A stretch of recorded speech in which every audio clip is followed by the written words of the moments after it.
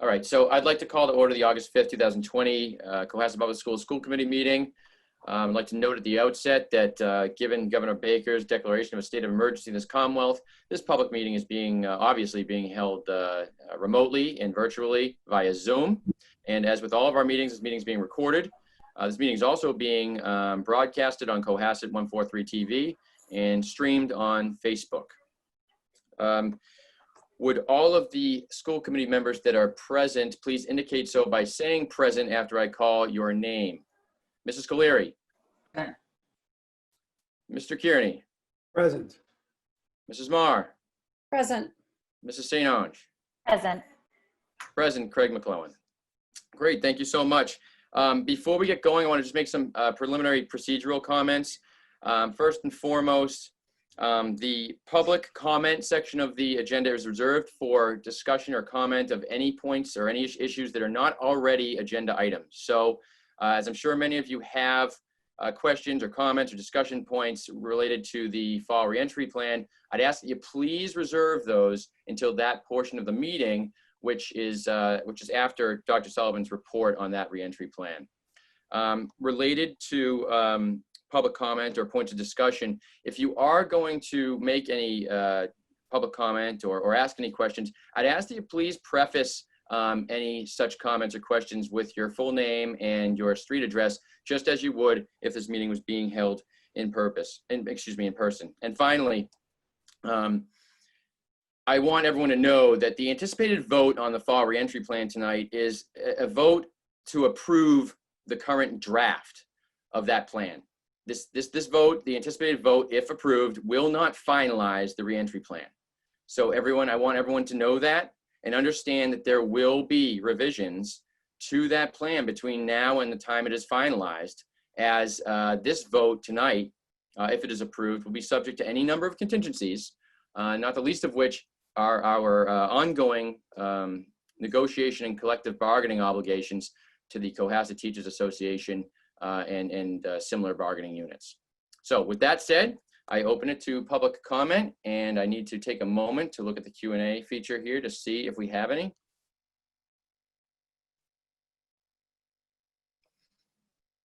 I do not see any, so moving on to the next agenda item, which is the superintendent's report. I turn it over to Dr. Patrick Sullivan, our superintendent of schools. Thank you very much, Craig, and thank you all. I'm going to share my screen now to get to the a presentation. Can you all see that okay? Craig, can you see that? Craig, are you able to see it? Just let me know. Yes, I am. Sorry, I was muted, so I was just visually saying I could, but yes. I can't see you for some reason. I should add that, I'm going to stop share for just a sec before we get rolling here.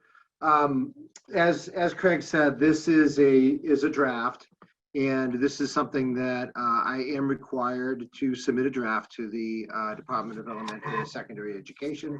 But as Craig said, just to reiterate what he said, certainly we have ongoing bargaining obligations with the CTA. I want to make it very clear that those need to continue. And I want to thank everyone who joined me in the forums. And obviously I'll thank Barbara and Leslie. They were here with me through all the forums, and the principals who came in to talk about their plans. Those of you who attended the forums, the questions were excellent. They were very helpful. And I think it's important that you know that we're very much listening, and we're gaining knowledge from what you're asking, and it's making us think things differently. And this is the same thing as we go through our bargaining obligations. One thing that's really important that I say right up front is that no one is putting on blinders here as the superintendent. I think it's really important that everyone knows that we're continuing to listen. And I've said this and prefaced every single forum by saying that the safety of our students, our staff, and in turn our families and community is the most important thing. And you know, there's a lot of passion behind when I say that, because safety has many forms, and obviously we have to watch what the rates are, both in the country, the state, and our local rates. Right now, our local rates of virus are low, and that is due to the fact that we did some good work here in Cohasset. I think that we approached this seriously, and we were able to keep the rates at a point where we're even able to offer as full an in-person model as we can possibly get. And as we were asked to do by the commissioner, we need to be nimble with our planning, and we really do need to be able to switch. We're advocating right now for a hybrid model, as you're aware, but we need to be able to switch to a full remote if it comes to that. And we're ready to do that if we need to. And obviously, we're always trying to move when it's safe, and safety, again, when we can fit the people at the social distanced minimum, hopefully maximum, to make sure it's safe and appropriate in our school buildings. We move to do that. I should say that safety also takes on the form of the importance of getting students into the school building and working to do that in a safe manner. Remember that there are a lot of things that go into to thinking about students not being safe when they're outside of school, when they can't come into the school building. And what I mean by that is, well, obviously you have loss of learning, but you also have a lot of social emotional considerations and wellness. A lot of students have lost that consistency and have lost that sense of wellness in their lives because they've been out of school for a long time. And you know, that impact on students and families really can't be minimized. Nutritional insecurities, although that's not something that is a major factor here in Cohasset, I would be naive to say it was something that was a consideration. And then, of course, and we look at families, loss of parental employment. And then lack of access to essential services. All of those factors become very important when we consider the safety of our students. And all of that helps drive us as we're trying to get students back if those other conditions that present themselves show that we're going to be able to do so in a safe way. So I just wanted to preface everything that I'm about to say today with all of that, and knowing that we do view this as a collaborative effort, and we do see the importance of getting students back and the necessity to make sure that as we do so, that we consider all the safety factors involved. So I'll move now to this Prezi that's been helpful as I've gone through the forums. And I'm going to go rather quickly because I do believe that most folks who are on this call or in this Zoom have seen the forums. They're all will be available for you when I get out the next draft of the plan. But to just kind of go through quickly where we are with our rationale. Again, as I mentioned in the forums, we did complete pressure tests, rather extensive pressure tests, looking at all of our school environments at the required 3-foot distance and at the optimal 6-foot distance. And what that means is setting up classrooms that have seats 3 feet and 6 foot apart, looking at all of our common spaces, our dining areas, looking at how kids would move throughout the halls and interact with each other in safe ways. And we determined that right now we could not fit the amount of kids we need to, meaning the whole, to bring back everyone in our school buildings at these important safety distances. At some times we were only able to fit 12 desks in the undersized, 13 desks in the undersized middle school and high school rooms at 6 feet, for instance, which is what we're really ideally pushing towards, which lends itself towards more of a hybrid model. I've mentioned that busing is a major factor. We have 8 buses in our fleet, 2 of which will be utilized for our Mcas runs. We are no longer, because of size restrictions in the ridership on buses, able to share a bus with Situate as we had planned. The buses would be too loaded. So we are utilizing 2 of our buses for that. A 73-person bus equates to about 26 students on a bus. So that right away tells you that, you know, that's a restriction that definitely inhibits us bringing everybody back.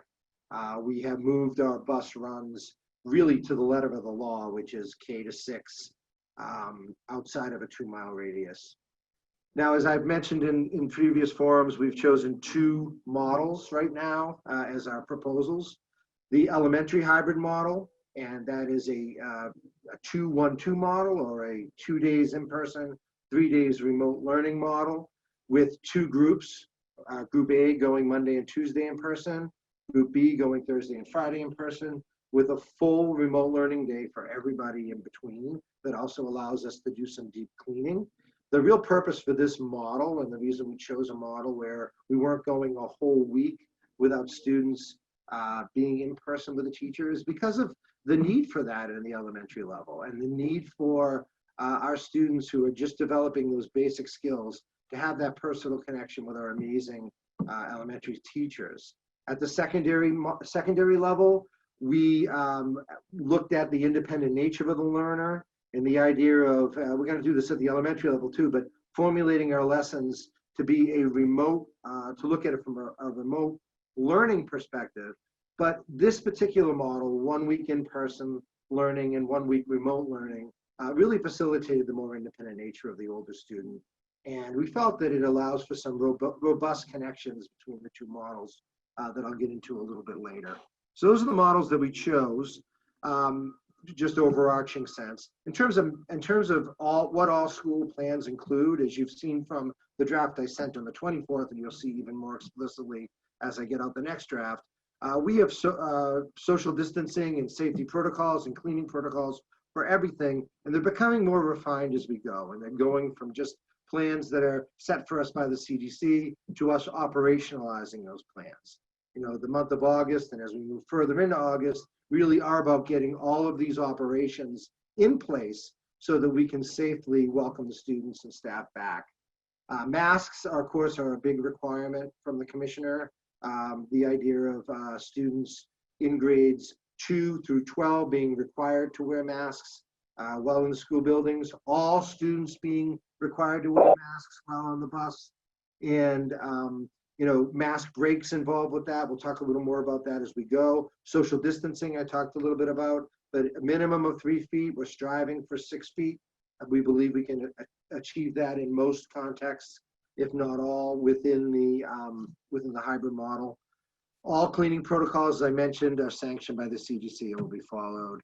And I've mentioned this before, we're really looking for, it's important for us to get a feeling and to get a solid idea as we go forward about what staff and what students will not be coming back in an in-person model because of reasons that they'll be able to articulate to us. But for students, obviously, we're going to be offering a choice of a full remote only model that will be explained a little bit more in this presentation.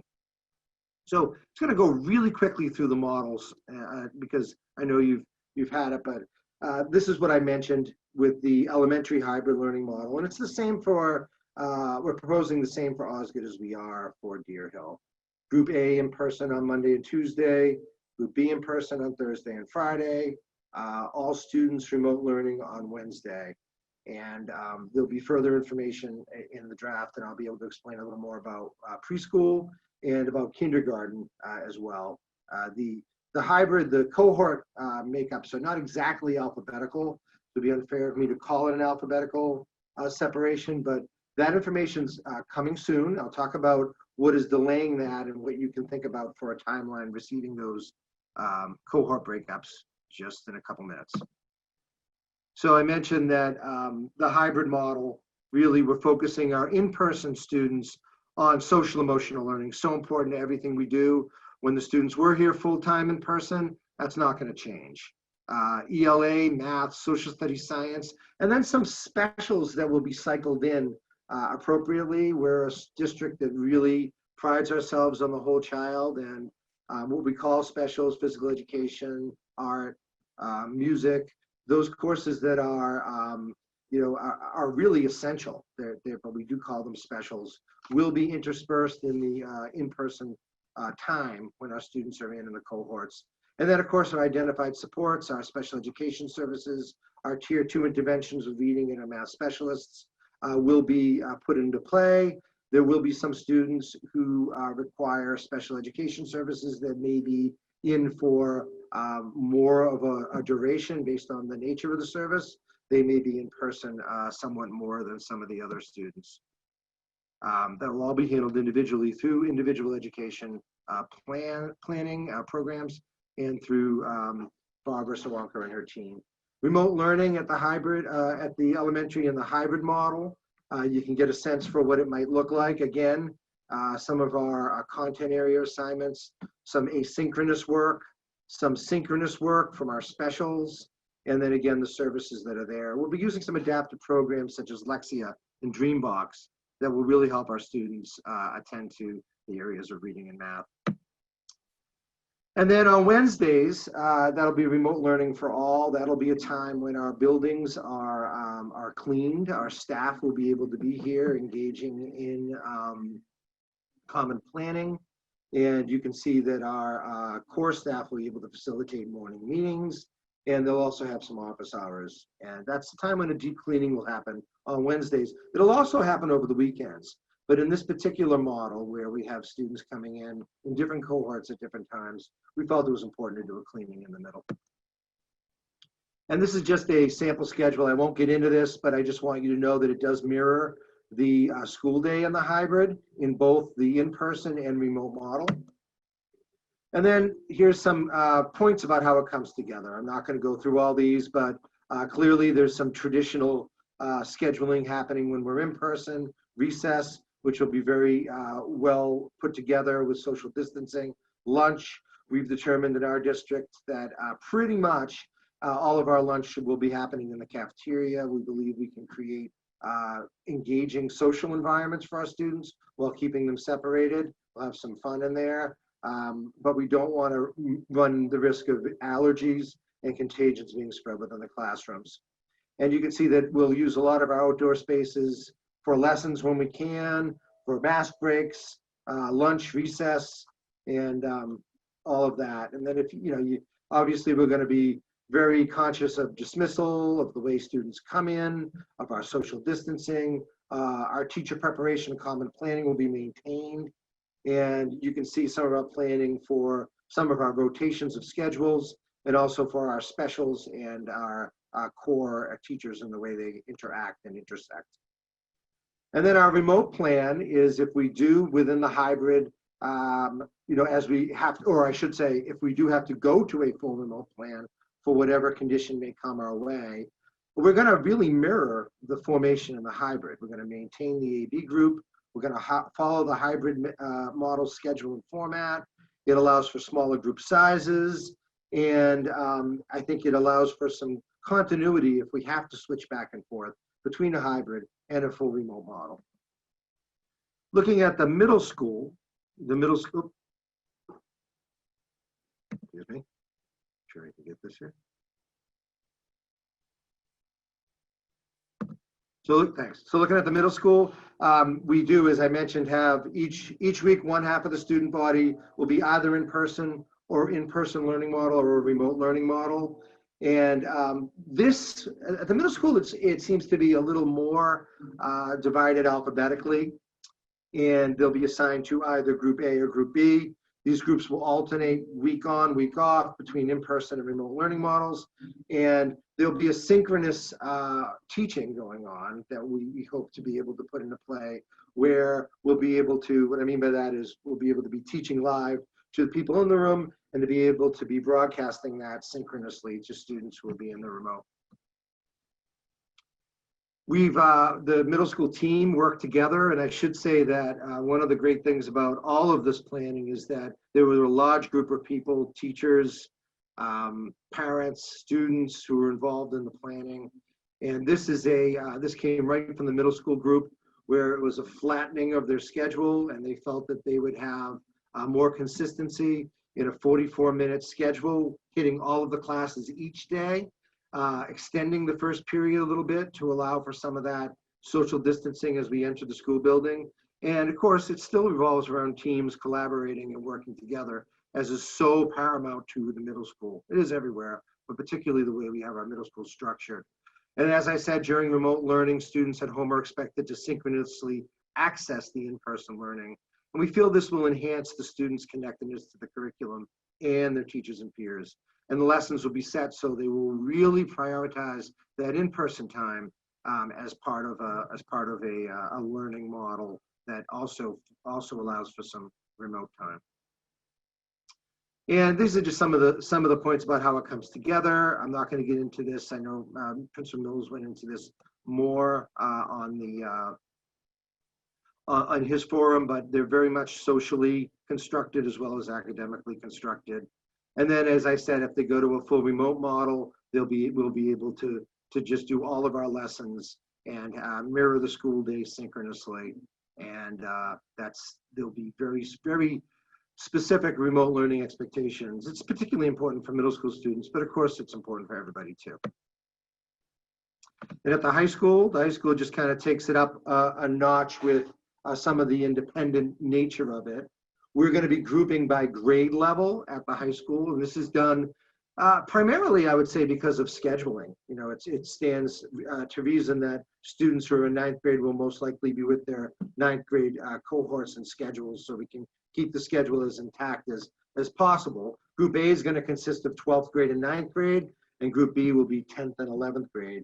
And as is the case in the middle school, they'll be attending 1 week in person, 1 week remote schedule, and you can see a sample schedule in front of us here.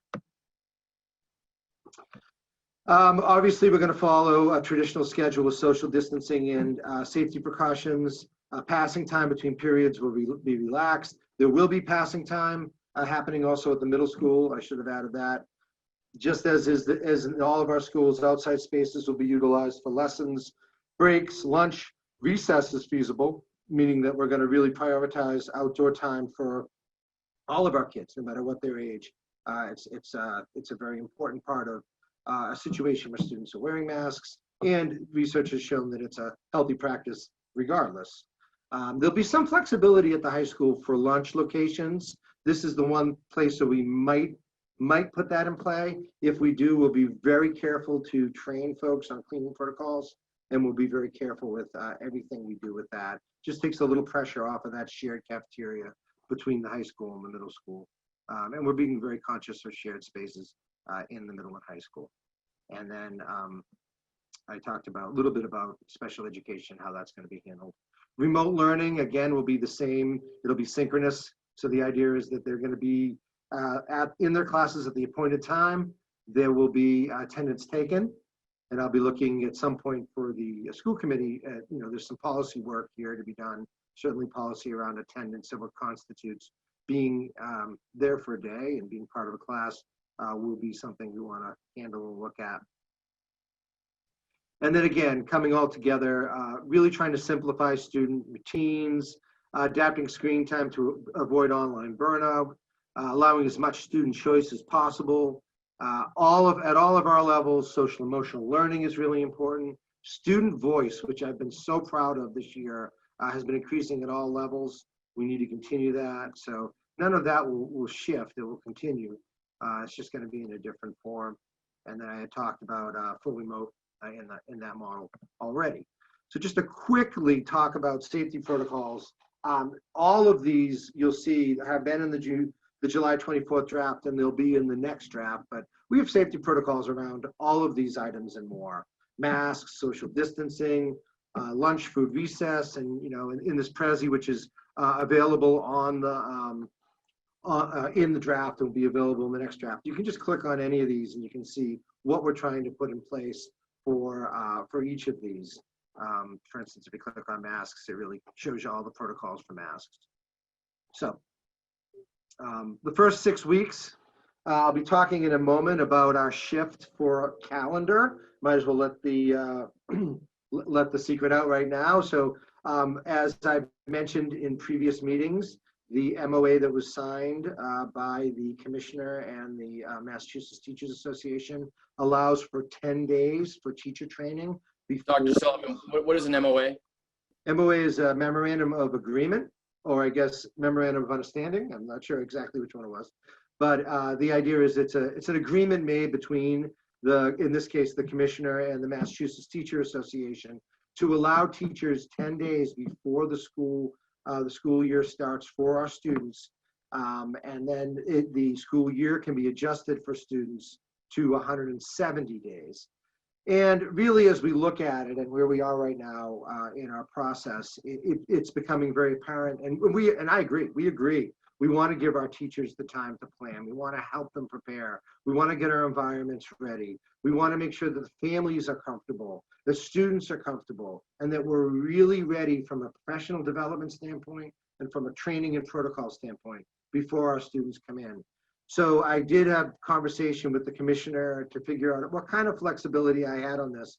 And I don't think I really have too much right now. So what we're really looking at is a start date for our students of September 22nd, which would mean that September 8th through the 21st, our staff will be in here having training and professional development as we will set and as we will negotiate in our bargaining obligations going forward. Our goals for the first 6 weeks. Dr. Sullivan, just to interrupt you, the 10-day is prescribed by the state, correct? That's not an optional.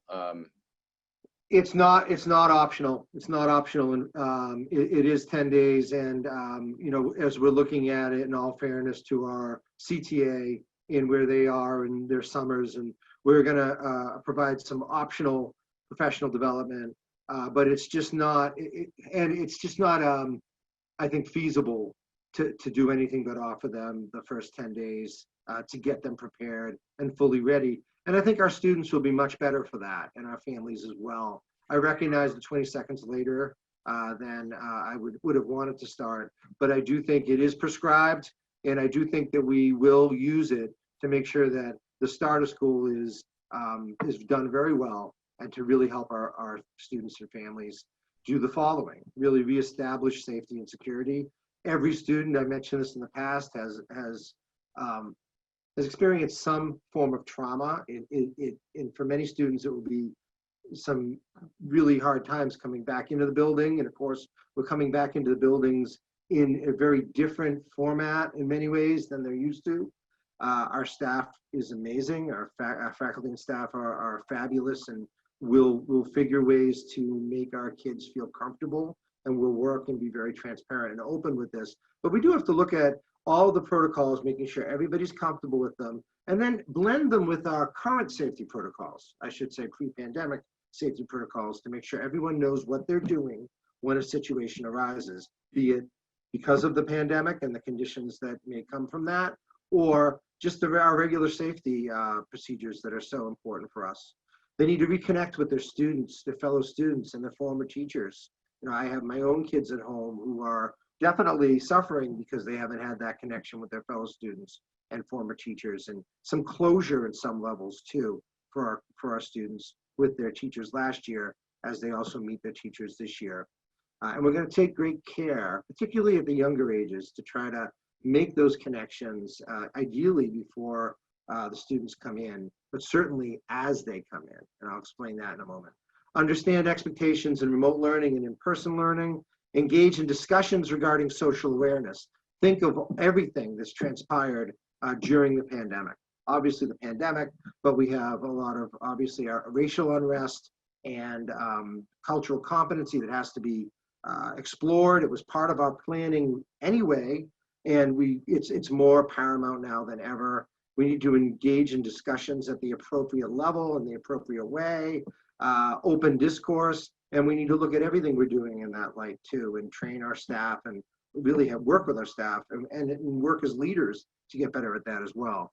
And then, of course, focusing on all of the social emotional learning competencies, but particularly self-awareness and self-reflection. I won't get into that too much.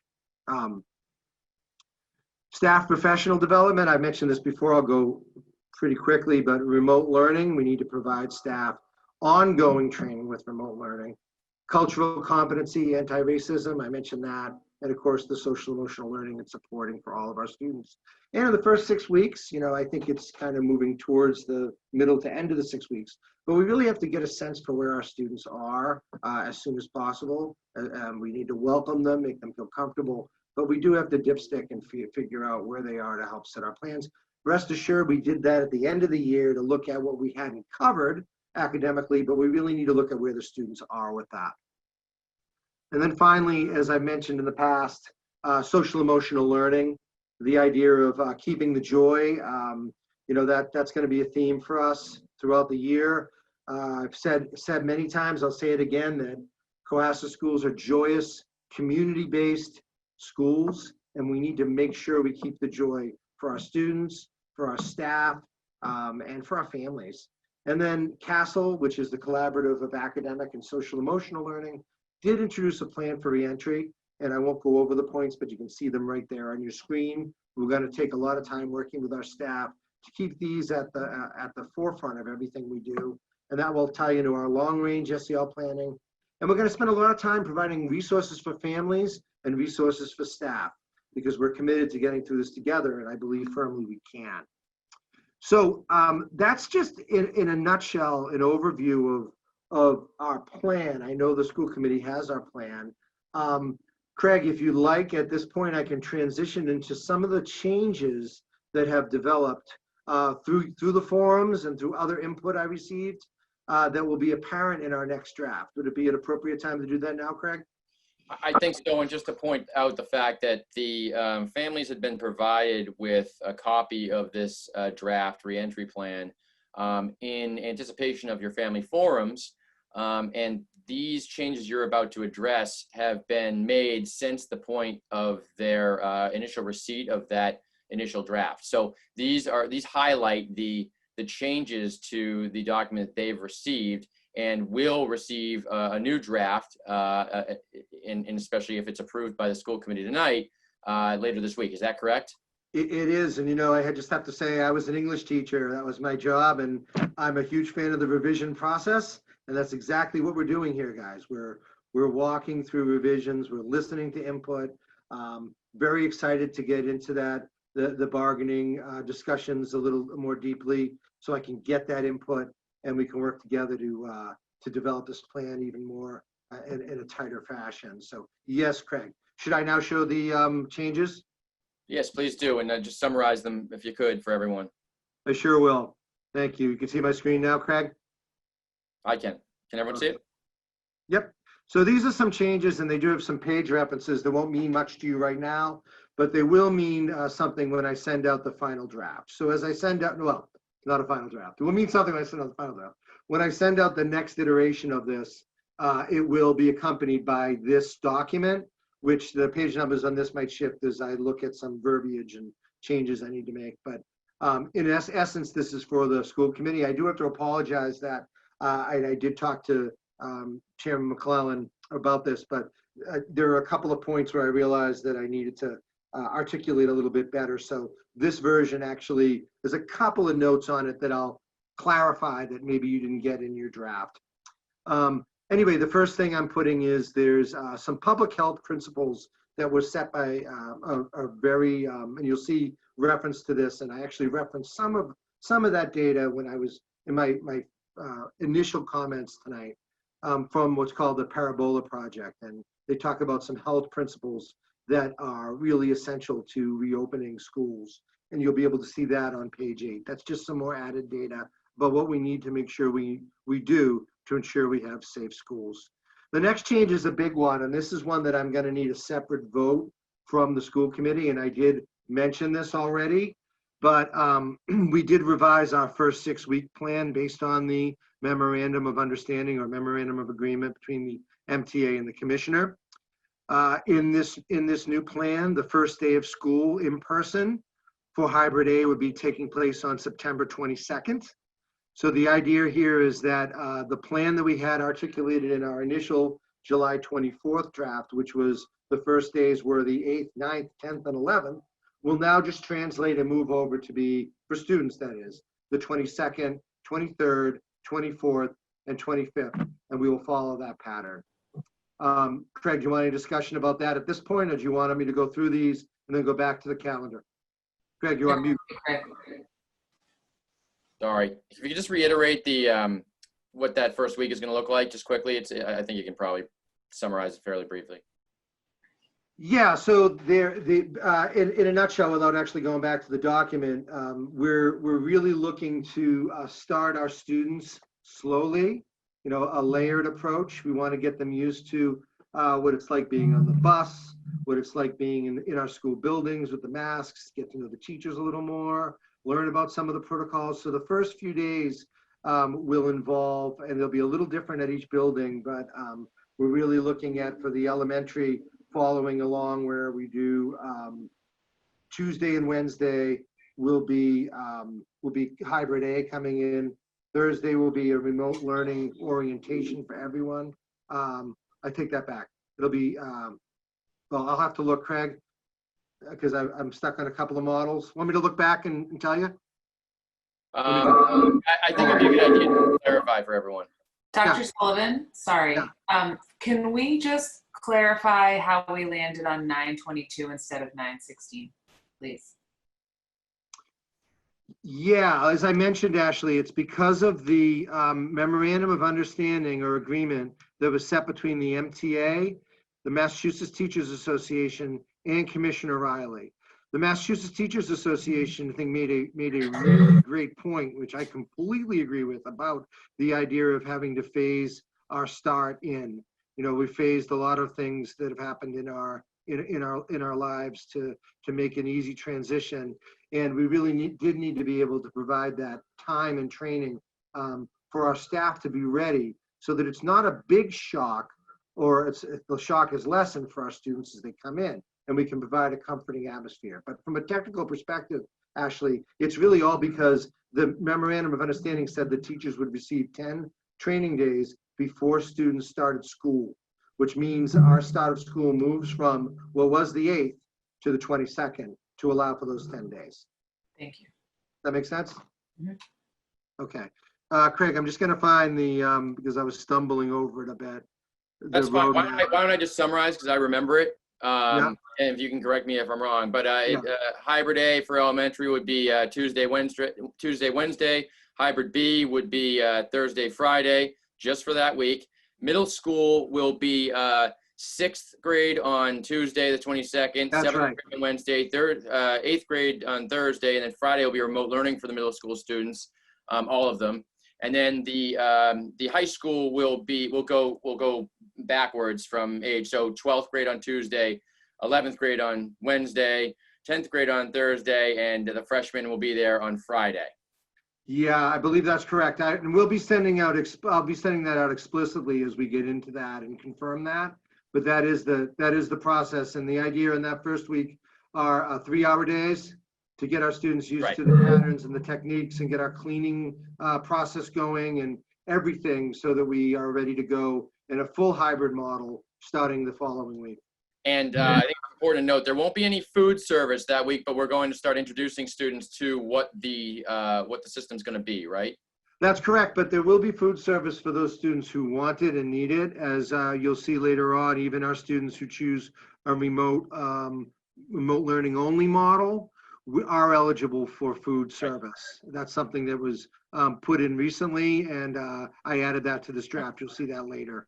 But yes, we're not going to be introducing food service on those days, but it will be available for folks, just because we want them to have the training of what it's going to look like as we go through it. So if I can move on to the next one, I added this again from the Parabola project.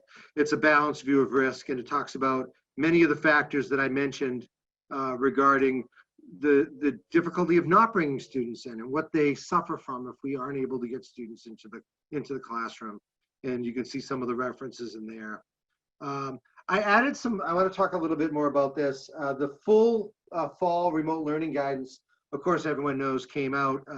Sometimes, you know, you think of Murphy's Law, and Sullivan and Murphy are pretty close in name sake, but it came out like 3 hours after I sent my draft out, or I would have incorporated it in on the 24th. But they do go through some options for what fall remote learning guidance will look like. There are actually 5 options for districts, and what I'm looking at right now is we're really looking at 2 possible options for various reasons. In option 1, which is really full for remote learning within our hybrid, and that includes when we might go full remote learning for everyone. This is when we're creating it, our own teachers are teaching it. It's a full model where we're providing the needed technology. Of course, our Chromebooks, we're a bring your own device district, so our Chromebooks we've given out very liberally. We do have to look at need in regards to that, and we do have to think about financial considerations as we provide those, but we want to work with families as much as we can.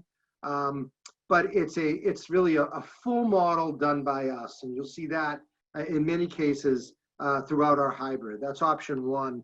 And also in every case throughout our hybrid, and also for our full remote learning model. But I have mentioned in the past in all the forums that I hadn't articulated this fully yet. And though I haven't fully decided on it, we are at a point now where we can announce that we're exploring what they're calling option 4 is our remote learning only model. So, and I know this is of high importance for families, but we're exploring the possibility of using TECA.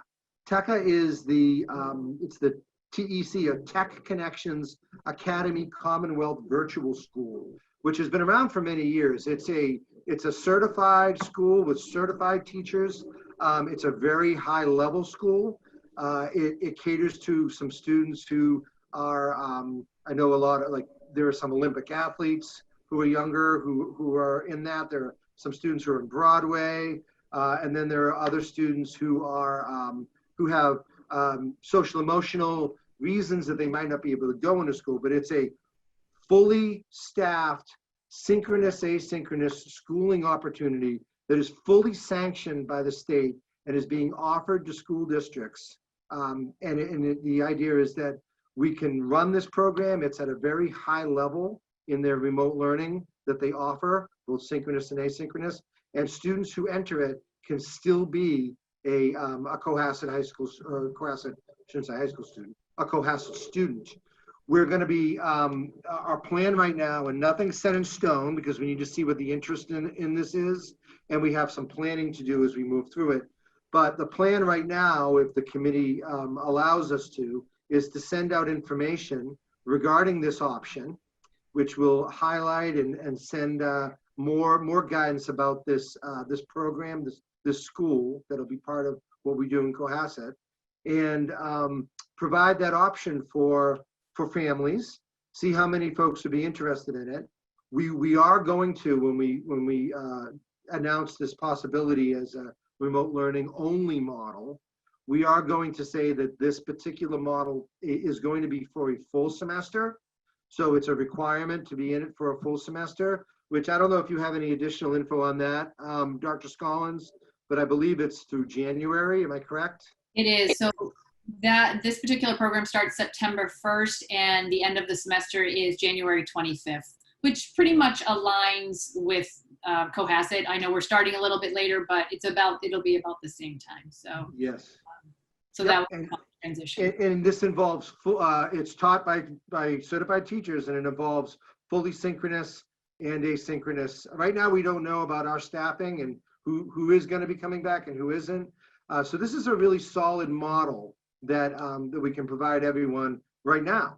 We're going to put that out there as an option, and we're going to see what the interest is. But it's very important that families consider this for that full semester. And that means that even if we jump back to a full remote model, that families who do opt for this stay in the TECA model. And they stay in that because of continuity of learning purposes. And of course, we have our own class constructions within the hybrid, and we can reevaluate after the semester. So that will be sent out to you, I'm hoping on Friday, and we'll get that out with a lot of information, and we'll be asking for families to let us know about their interest, and that will help guide us as we solidify that as a potential model. So that language is in there.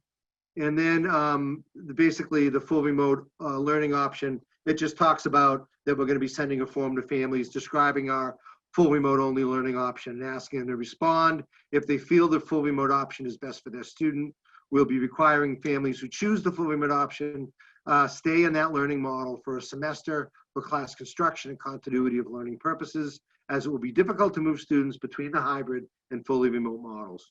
We'll be asking families to commit to one model.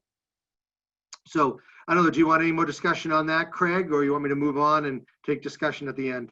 I think just move on so that we can get, I know that some questions are starting to come in, so I just want to move on so we can get to Yep. the questions of the families that are coming in. Okay. But I don't want to rush you. This is all important. I just like to, keep it moving. Yep. No, I'm aware of time, and I'm trying to be as thorough, but also as quick as I possibly can. Sure. Cohort groupings, we're planning to send them out. My goal is August 24th.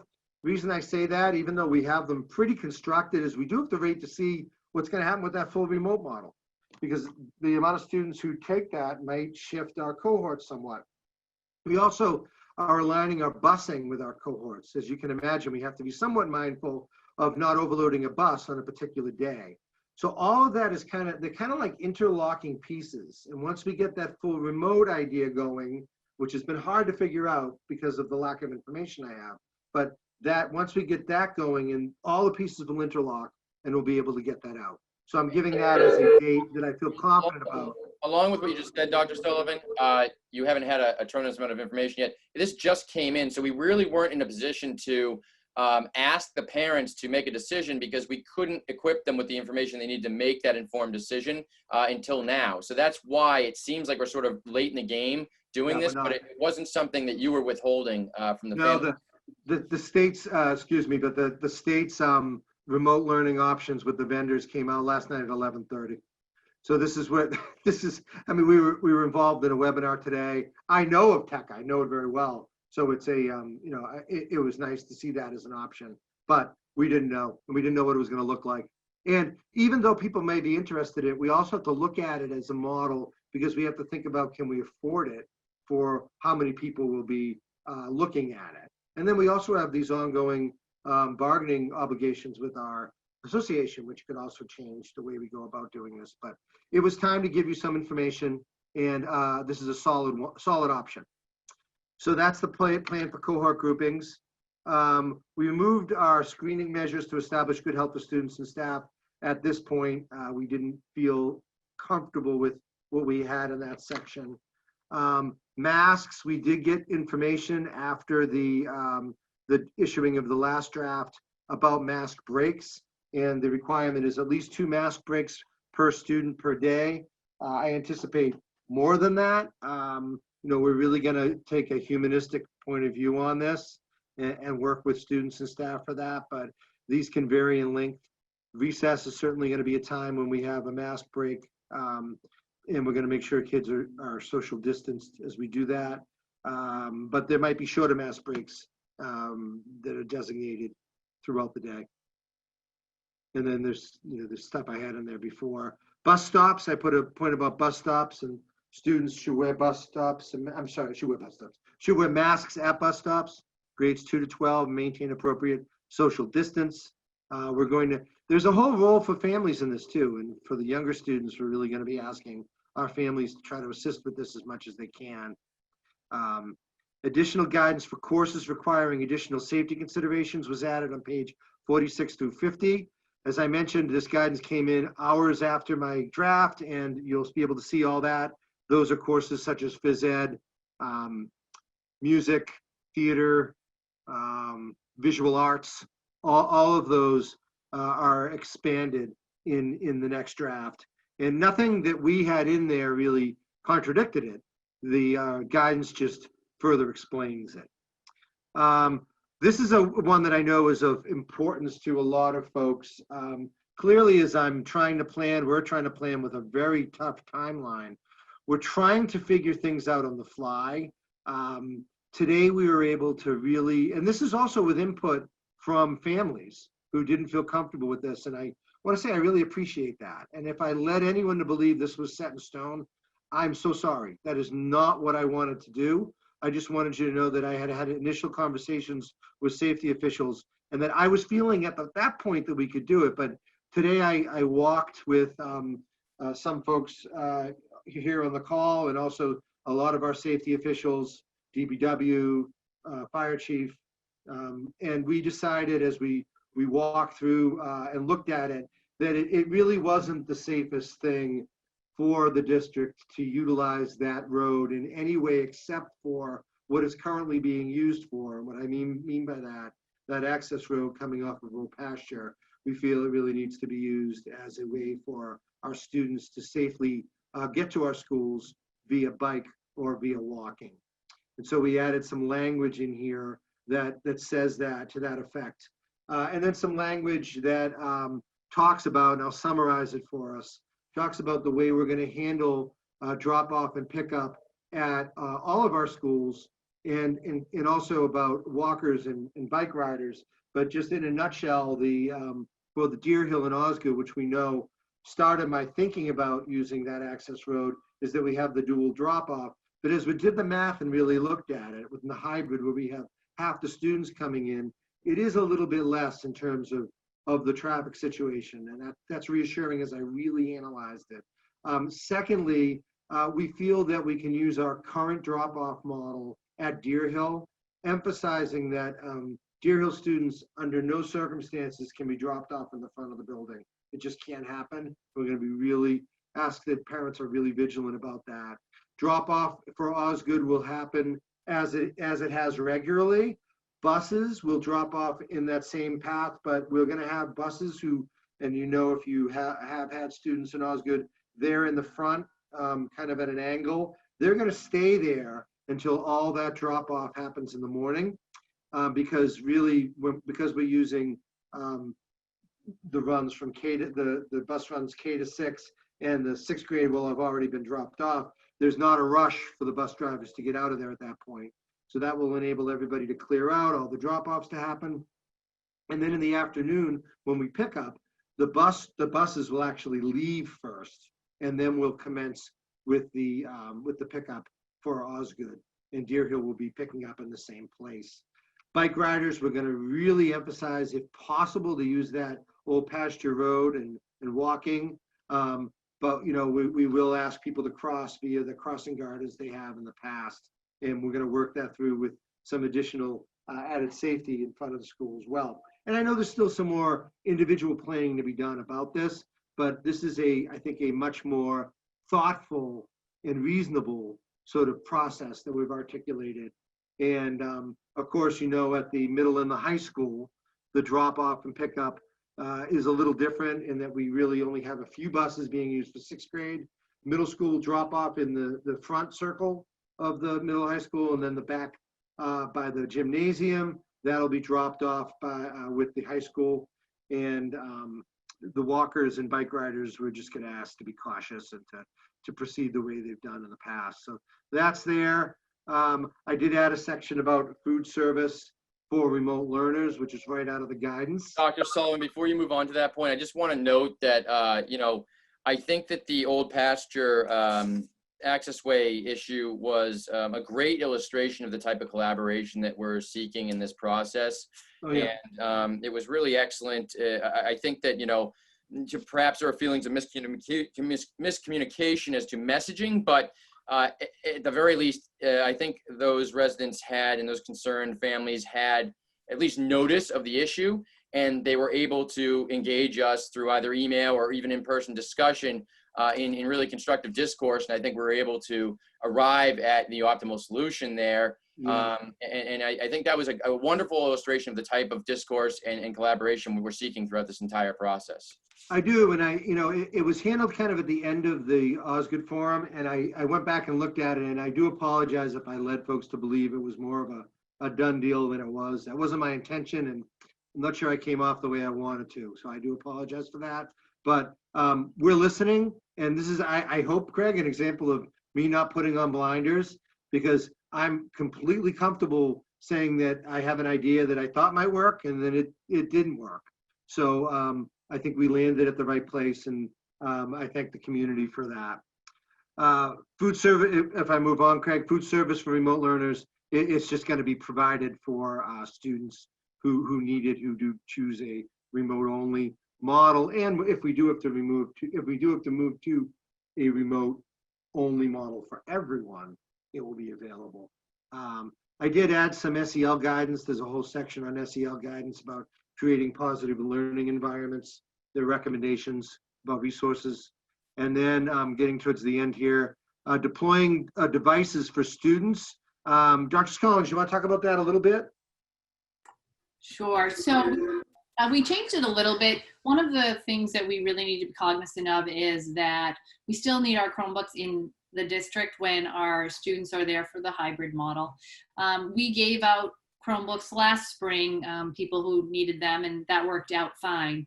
But we are a bring your own device district at the middle and high school. So our hope is that most people will have a device at home for their younger students, but we'll be looking at those that from a financial need, those will be our students of priority. And then if you are also have a student who's on an IEP, to reach out to our Director of Student Services, Barbara Sawanka, to work through her. It's not that we want to keep devices away, it's just that we do not have an unlimited resource of Chromebooks, and so we need to make sure that we have them in the building for when students are there for a hybrid. And it would be a lot to ask a younger child to be coming back and forth with their Chromebook in their backpack. So, so that's why we kind of changed it a little bit. Great, thank you, Dr. Scollins. And Barbara, would you like to talk just a bit about preschool? I know you worked with Lisa on it. Just to, it is a little bit of an adjustment from what I had in the draft. We may have lost her, Dr. Sullivan, because Did we lose her?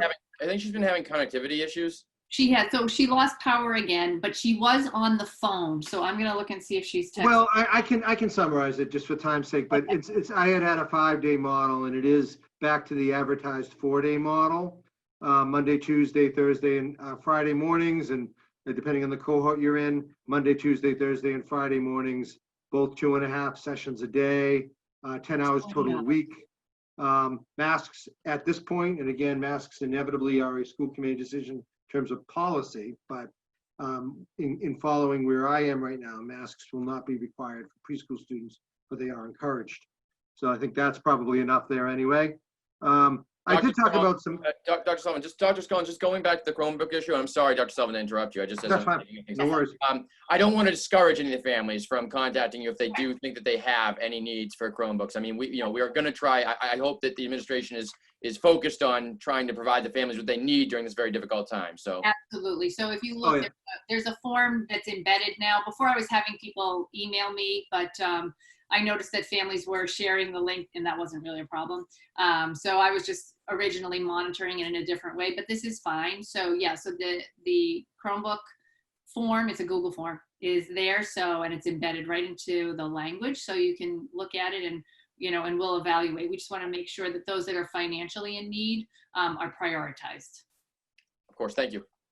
And just to articulate some of the priorities, additional nursing staff, we realized that to have a floating nurse would be, well, a nurse who moves or is even stationed in a particular place. I'll work with the nursing crew to figure out what's best, but we do need additional nursing staff, particularly as, we could be in a situation where we're handling, hopefully not too many, but some scenarios that are gonna take some time with our lead nurse.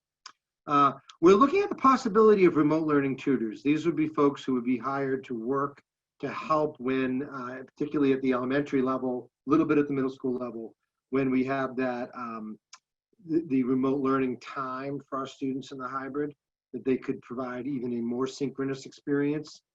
We have some work to do on that, but the idea is a good one, I believe. Touch point cleaners for all buildings, making sure that we have staff that are walking around not just, but cleaning all the parts, places that people touch on a constant basis, and they'll help with our cleaning. Obviously, things for our social safety and social distancing needs, PPE, technology, which could help with what Dr. Scollins just talked about, and then staff training. And there's others too, but these are some major ones that I added. Dr. Sullivan, did you Yes. did you go into detail a little bit on the family forms into the learning tutors? I don't know if you've explained that in detail to everyone, just sort of to sort of expand on the thought a little bit, because it's actually a pretty interesting concept. Yeah, so I mean, there's some work to be done on this, but and then I do think it crosses a little bit into our bargaining obligations. But I do believe that from a parent perspective, I feel this, that when my kids are home in the hybrid, and even though I have some, as we do in Cohasset, some really skilled teachers working, there are some times when there's some asynchronous work that needs to be completed on an independent level by the students. And if your sons and daughters are anything like my children, that's not always the easiest thing to get to happen. And it takes a lot out of parents. So the idea here would be, they wouldn't be instructing, they'd be doing exactly what tutors do, which is to reinforce to help if kids have issues, and to be there virtually. Okay, these are folks who I don't believe have to come into our building at all. They'll be able to work ideally in common planning time, if we can work this out with our staff, to make sure that the messages are the same and that they're on the same page. And then they'll be able to just be there for students when they need help. And as a parent, I could feel confident that I could put my son or daughter on the synchronous Zoom or the asynchronous work, and then they could Zoom synchronously with this person. This person could help them through the lesson.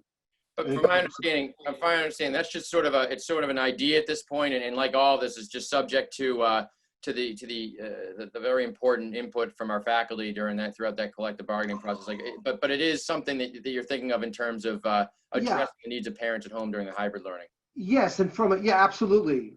Very clearly. But I also want to make it clear that I see that as a need, and it was a need that came out in the forums over and over and over again, is, and I can totally relate to it, that feeling of whatever we have for a remote learning scenario, it's hard for students, particularly in the younger levels, to have that independence with that basic skill development to be able to work it through. And our teachers are torn, they're stretched in a lot of different ways in a hybrid model, and we're trying to work with them on that. But this is something I believe if we can work out will help everybody. So that would be something that I'm advocating for right now, but it's not set in stone. But we're looking for other ways we can help families as well, Craig. And then finally, last thing I have here is just the links to the Facebook forums that anybody can click on and watch. And again, they're draft forums, but they give us some idea of what people are asking and what we're thinking. And I think it's, like I said, the revision process is crucial to getting anything in a final draft that is that we can be proud of. And there's so many reasons that we need to be proud of what we develop here. So the input needs to be ongoing, and that's where we are.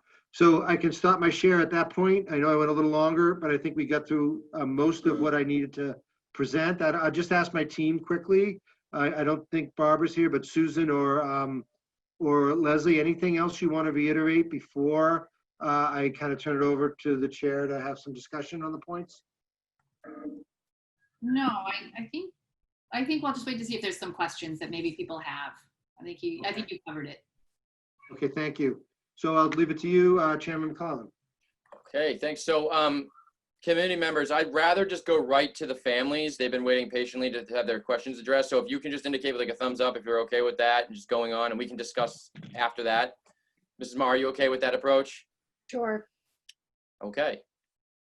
So I'm going to go right to the questions here. The first one I have is from Robert Brierly, no address specified. He asks, with school starting on September 22nd, how does that translate to the end of the first couple of quarters/semesters, particularly as it relates to the high school seniors and college application/grade submittal? So that was kind of handled a little bit by Principal Scott in one of the forums. He didn't feel it would be a major intrusion on that. Obviously, all of that and the schedules being worked out and will be further worked out will be communicated to parents. But he did not believe that it was going to be a major strain on that. And keep in mind that, just as it happened in the spring, all districts are dealing with some sort of delay. Every district has to add 10 days. And when I say has to, I'm actually happy to add and give that time. I want to be clear with that. I think it's important. I don't love the 22nd date. I will be with you there, but I think we can work through that. But all districts are in the same boat with that. So I think it will even out. Anything you want to add to that, Dr. Scollins? No, I just think, it's because we start after Labor Day. So that's what pushes us back more than other districts. A lot of other districts start before Labor Day. And we already had 2 days also for the second and third for our teachers for professional development. So that adds to that pushback. But the teachers do absolutely need extra time. This is a very different model. They learned a lot last year. But that was kind of a little bit of trial by fire. So we prefer not to have that happen again. So we want to be able to give them the time and the training that they need in order to be able to do the job that they really want to do. Thank you. Okay, thanks. And I do want to just take a moment just to reiterate, because I don't think there was as many attendees as when we started the meeting as there are now, that any anticipated vote is on a draft of this plan. This is not going to finalize the version of the finalized version of the reentry plan as a result of the vote tonight. So just so everyone is aware of that, it's still subject to many important contingencies, especially our collective bargaining obligations with the Cohasset Teachers Association and other bargaining units. So having said that, moving on to the next question, which is raised by Molly Urquhart of an unspecified address. She points out that Governor Baker has stated that the guidelines ask for 3 feet. So has the AAP and the CDC. Osgood has enough physical space to do this, even if the classrooms in middle school and high school are unable to fit more than 12 desks. The Osgood students are the most vulnerable, as they are unable to do remote learning without an adult to assist. There is no contingency in this draft for parents who work outside, in all caps, the home who are unable to partake in remote learning. In fact, Dr. Sullivan stated students will be penalized if their families cannot partake in remote learning. How does the school plan to accommodate the younger students whose parents cannot partake in remote learning, especially if their work demands or family demands, in parentheses, younger children, make them unable to do so? Additionally, why has the school not considered alternative options to consider these students and make amends to the draft to allow them to be at school every day? The grant money could also assist with buses. Well, so I guess thank you for that.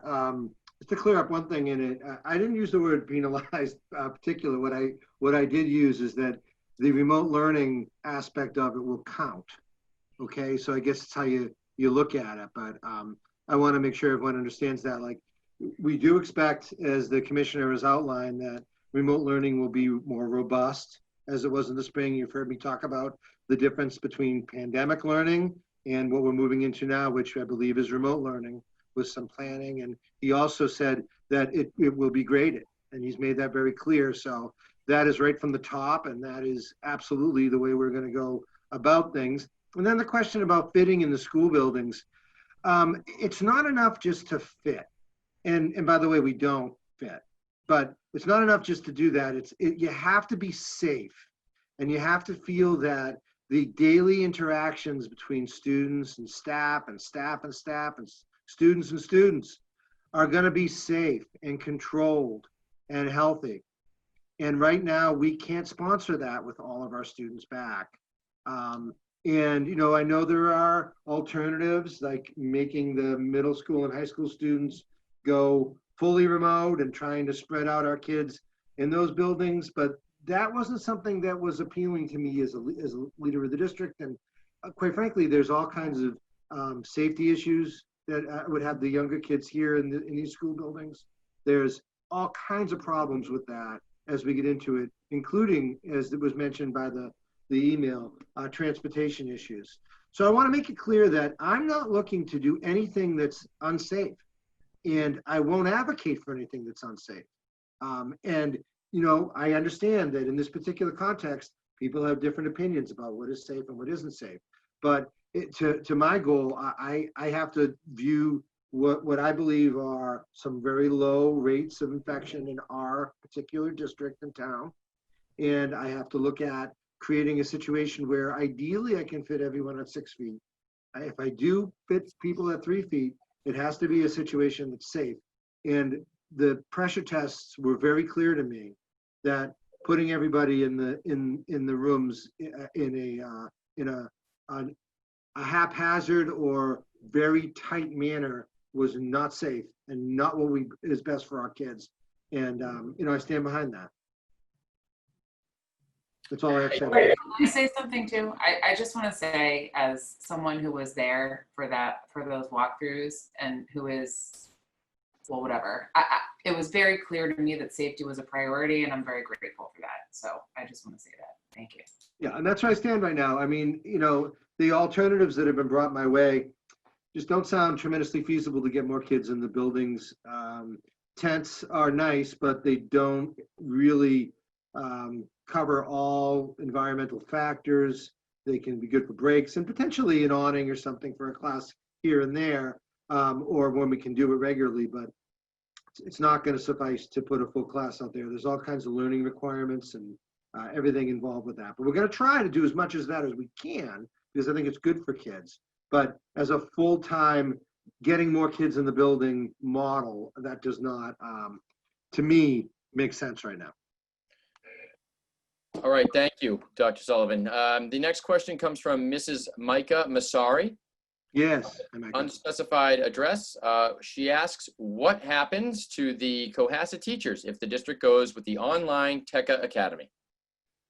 Well, so I mean, again, I assume this question is about teachers who might not be able to come back in, because remember, we still are going to have the hybrid going for the majority of kids. So that's where the teachers will be, and they'll be teaching remote learning and hybrid. But in terms of the remote only, I don't know right now how many teachers can come back and can't. So I'm a little handcuffed to try to figure out a model for them to be the teachers of the remote only. Okay. If I do, through the bargaining process, get that information, and maybe I can look at this a little differently. Quite frankly, there could be coaches with our kids. There's a lot of options that we could look at, but it would have to be on an individual basis, and it would have to be work through our collective bargaining. But I do, the families do deserve, and I'm required to provide them with a full remote option. So clearly we're gonna try to help our staff as well, but that's where we are with that right now. But perhaps just to clarify, that it wouldn't be a situation where the district would go entirely into TECA. There would always be our own plan. So I think that may have been what they were targeting as well. Oh, well, then I apologize, Mike. I don't know if it was or not. I don't know. Well, no, I mean, like these, it's always, that's good. So I want to be clear that right now, the TECA program we're looking at strictly for remote learning only students whose families have made that decision and will make that decision, because there's continuity in it, and I believe that we can outfit that right now. Okay, thank you. The next question comes from Ms. Jessica DiLorenzo with an unspecified address. She asks, can you clarify option 1 versus option 4 for the remote learning guidance? Is TECA an option for those who opt for full remote when the district is in hybrid or in person? You're not saying TECA would be for all students if for some reason you shift to remote for COVID numbers or governor shifts direction. Highly concerned that TECA would be the delivery for all students if you go remote for the full district. I think we just answered that. Yes, and Jessica, that's a great question. And there's a lot of complexities when I try to say stuff. And if I clearly, based on those two questions, did not clarify that. Yeah, TECA is for students who want to do remote only, and they're going to be in there for the semester. And that's just, I don't know if I can do that. That's what I'm going to put forward right now. And then we would clearly not do that. If we were going to go full remote for the whole district, other than those students who were in that TECA program and that stay in it, we would be doing it with our staff, and that would be a robust model for them. And again, Dr. Sullivan and Dr. Scollins, the TECA proposal is just being incorporated into this draft. And again, this draft is subject to other considerations. It's contingent. I mean, we reserve the right. If we can't fit everybody in it, we're going to have to look at something else. And as I get more information, that can shift a bit. But I do feel it's a viable option. I think it will provide some good, solid learning opportunities for our students in a very consistent way. Okay, thank you. The next question is from Karen. No last name specified or address specified. She asks, the difference between September 1st TECA model and Cohasset Public Schools start date of September 22nd is almost a full month. That's not a small value. Dr. Scollins, I think you were sort of touching on this earlier. Could you answer this? Yes. So there obviously is a difference. I think when I was saying it would line up is that when it comes to our semesters, we're going to end around the same time because we've taken 10 days off of our school year, and that's from the state, right? So we've got 170 days.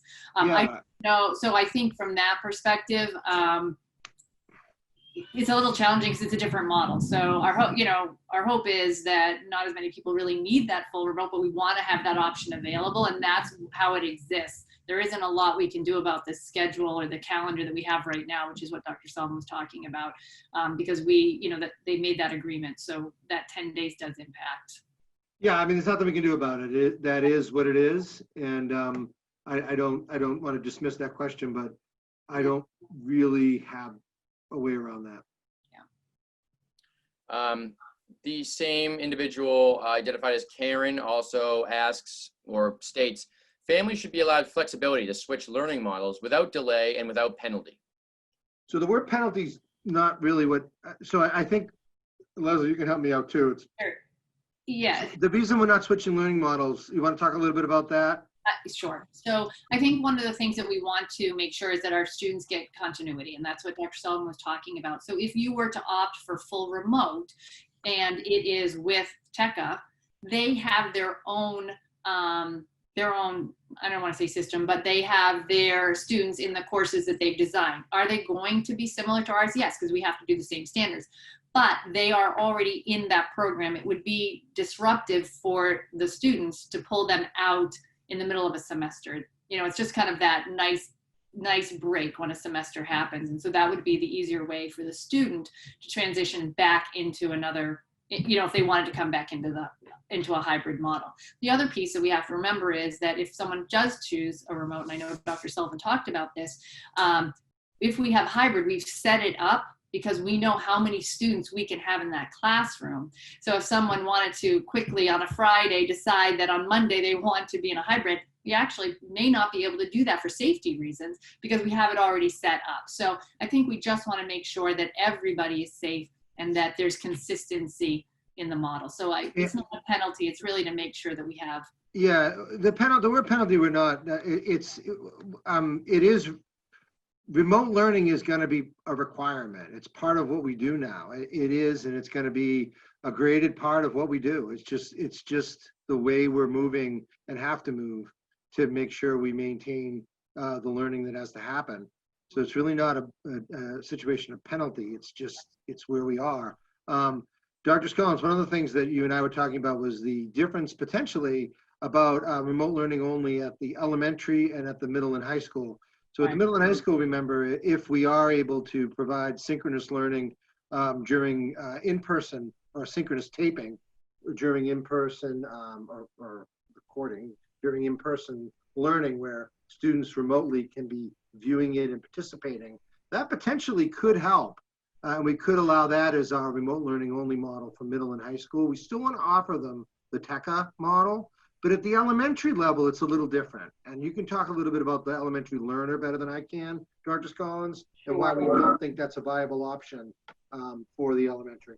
Exactly. I think the one big thing about our elementary students is that we want to respect where they are developmentally and with their skill development around being independent, being able to sustain by being on screen time and all those kinds of pieces that we have to think about at the elementary level versus the middle and the high school. As they obviously, as students mature, they have the ability to sustain themselves in an engaged online world on their own for the most part. I know those parents are going to say, no, there's some kids that still struggle at the middle and high school, which I understand.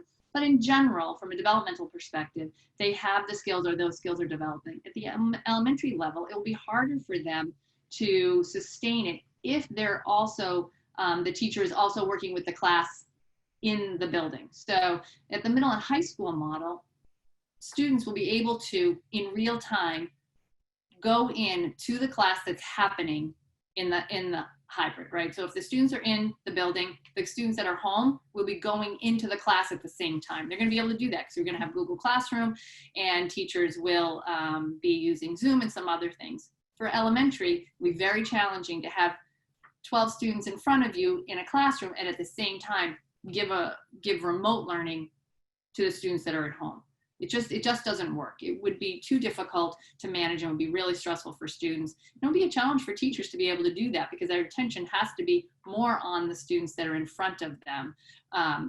And so it would be too challenging for them to get what they need as students also. So that's kind of that developmental piece for them. So having a remote option, like a remote only with TECA for elementary probably makes more sense. And TECA has been doing this for a long time, and they do it very well. So it's a good model for for a student who needs that consistency right now.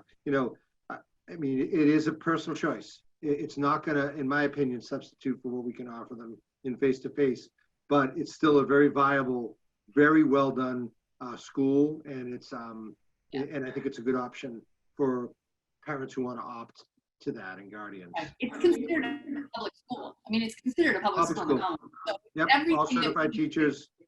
Right. Great. May I add just one brief point to that? Is that okay? I just pulled up the Mcas school calendar, and they are observing a 4-day Labor Day weekend. So they're actually only 13 school days before we're starting, which is, it just feels different to me. Like 13 versus 22 feels quite different. Just a note about the calendar. That's great. Thank you, Lydia. Mm-hmm. Okay, so moving on, our next question is from Miss Jen Lesky of 10 Woodland Drive. She asks, when will parents learn about what Cohasset Public Schools remote learning will look like? Should the district need to suspend the hybrid model due to health metrics and provide students with remote learning opportunities? Excellent question. So, Dr. Collins, you want to take that? It is mentioned in the plan, but we realize we're going to have to be a bit more explicit about that, and that's part of what we're doing now as a team. But go ahead, Dr. Collins. Right, because that is absolutely something that we have to consider, because we don't know what the health of the state is going to be and what they're going to recommend to us. So as we move in, if and when we have to move into a remote model at the elementary level, it should be fairly seamless, because we will keep the A cohort on their days, and the B cohort will keep small group instruction, because I was fortunate enough to be in a kindergarten class. Actually, Dr. Sullivan was with me in a Zoom, and to see those 20 faces was lovely, but it's also 20 faces of kindergartners who were struggling to maintain attention. So I think keeping that small group instruction will be very helpful, and it'll keep it consistent for the kids. And it will be seamless actually for the middle and high school, because they will already be doing it. So I think that will be all right. I think we'll give as much notice as we possibly can. Hopefully it's not going to be what happened to us on a Friday the 13th. We said go home, and then we never came back. So I do think we're better at it as a state, and that we'll have more time. So packets will go home. We'll be more prepared. It was, we learned a lot from our last experience. We sure did. And I would say that, we're very drilled down now into the developmental needs of each level. And you can see that all through our plans right now. They're not cookie cutter, because we're really looking at what each of our levels needs, and we'll make adjustments if we need to as well. But that was very much a thought in our planning. Okay, thank you. The next question is from Mrs. and Mr. Jennifer and Lance Dial. Mrs. Dial of 21 Rocky Lane asks, how will the full remote plan, in parentheses TECA, address the missed learning from this spring? So that's something we're going to get more information for you on. They're absolutely in tune with the fact that there was learning missed. I mean, there's no question about that. And that will be I'm sure something that they'll work on, but we're going to articulate that a little more to you when we get that model out to you in full. But all of us are concerned with, first of all, determining, and this is educators across the state, determining where our students are. We've already looked at what we didn't cover, and what we did cover, and what we didn't cover maybe is in much depth, and finding out where they are and creating plans to meet students where they are. We do have the Jumpstart program happening in the summer that will help out students as well, and that'll be open for students who will be going into our full remote model, whatever that might be. And also students who will be moving if we are able to move forward this hybrid model. So that's something to keep in mind too. That will help with our learning gaps. Perfect. Next question is again from Karen with an unspecified last name and unspecified street address. Karen, I'd ask that you please provide your last name and street address, and we'll get to your questions. I'm going to skip to Mrs. Abigail Sullivan of 87 Pleasant Street, who asks, can you tell us more about the timeline for the 100% remote plan? Parents will find out about this plan on Friday, August 7th. Do they complete a survey about interest? When do you need their final decision?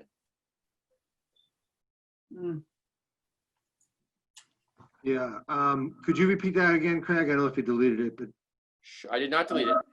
Can you tell us more about the timeline for the 100% remote plan? Are parents going to find out about this plan on Friday, August 7th? Do they complete a survey about their interest? When Yeah. do they need their final decision? When do you need your decision? Yes, so they are going to find out about it on Friday. They are going to complete a form that tells us their interest in it. And then we're going to take that information and determine if that is indeed the model. And if it is, we'll get that out there. If it isn't, we'll get that out there too, and we'll have to go with a plan B. Because again, you know, a lot of it's numbers contingent, and these are really good. This is a really great school, and there's some it's a cost associated, so we have to think about that. So that's the best we can do at this point. So to answer your question, Karen, yeah, we're going to get that out there to you with some information about the program and ask for you to tell us if this is the right program for your son or daughter. That one was Abigail. I skipped Karen until she Sorry, Abigail. gave an address. So going back to Karen Rich, and I'm sorry if I pronounced the last part of your last name wrong, Cassia Poti. Her address is 15 Ledgewood Farm Drive. She has a few questions. First, she states, slash comments. First, she states, I'm concerned that supplemental educational representatives are required because teachers are not providing what students and the constituents' budget is intended to provide. Are there any thoughts on that? Yeah, well, they're not required. It's just I'm looking for ways to help. And like I said, this is an idea, and it's something that I certainly, you know, I'm not trying to say our teachers can't provide things. I'm just trying to say that we're looking to help as much as we can to help the teacher experience, the student experience, and the family experience. So I think it was a out of box idea that I hope we can make a reality. And if we can't, we won't. But our teachers are awesome. But this, you know, we're trying to help the families because there's a lot on you. And Miss Rich Cassiapati also asks, or states, I am very concerned about the skills projected to be accumulated by this year's graduating senior class. They lost half of last year to a confused learning model, and to be frank, this next year is not looking much clearer. How is the town of Cohasset prepared for help these students prepare for a full academic package and springboard to college? I'm just reading this verbatim. Well, I think I've articulated that as much as I can right now. You know, we're going to be working really diligently as a team to provide solid educational opportunities. I'm very proud of our staff. I have a lot of confidence in them. I'm very proud of our leadership. I have a lot of confidence in our leadership, and I believe we're going to provide a fantastic education for your kids and help them develop socially and academically. So I'm very optimistic. I've said in the past that what happened in the spring was, I'm also proud of the way our staff adapted and tried to fit into a model that was always changing, because we didn't know where families were. We didn't know if we were coming back in the next week. Every school went through this. We didn't know what was going on in terms of the social conditions being hit we were facing. So yeah, I have full confidence we're going to be able to provide a great product for you. I also, you know, Dr. Go ahead, Sullivan, also is that the counselors, the guidance counselors and Mr. Scott have been in contact with colleges and universities. They know that this last year was difficult. They know that this year is going to be a little challenging also. So everyone is in the same boat across the country and actually across the world, if you really want to look at it. So they know that, and they're going to take all those things into consideration. It doesn't mean that we're not going to prepare our students, but there are also, the colleges and universities are also aware that things are going to be a little bit different, and we're going to work together with them. So they are not planning on penalizing students because we've been in a pandemic.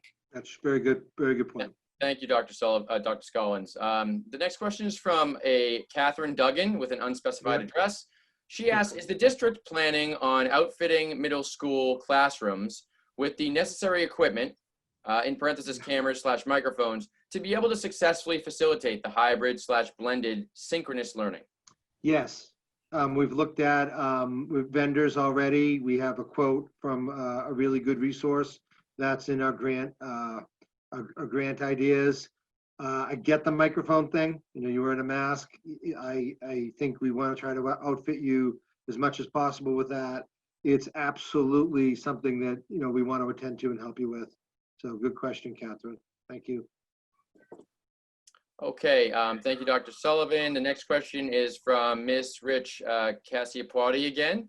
She asks, how many supportive educational team members, in parentheses, substitute teachers, are logged in to support this year's educational model? And would a larger pool of quote unquote subs facilitate more in-school and in-person learning? I don't know. You want to try to answer that one, Dr. Scollins? Yeah, I think certainly, we're always trying to recruit substitute teachers all the time. We want to make sure that we have a pool of them. So certainly we'll have them. I'm wondering if you're asking, are we going to hire full-time subs to fill in positions? I'm not sure that may be what you're asking.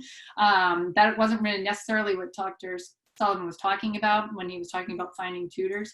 But we're certainly always going to look for substitutes so that if someone were out and they couldn't work, but we haven't really talked about that too much. If we have to, we probably will look at some long-term subs if we deem that that's something we need to do. Yeah. I'm also in conversations with colleges and universities. We're trying to build relationships around having student teachers and pre-prac people, and they still need those things. So those are also resources that we're going to be using to help out too. So we're just looking at all our opportunities to help kids succeed and to provide as many supports as possible.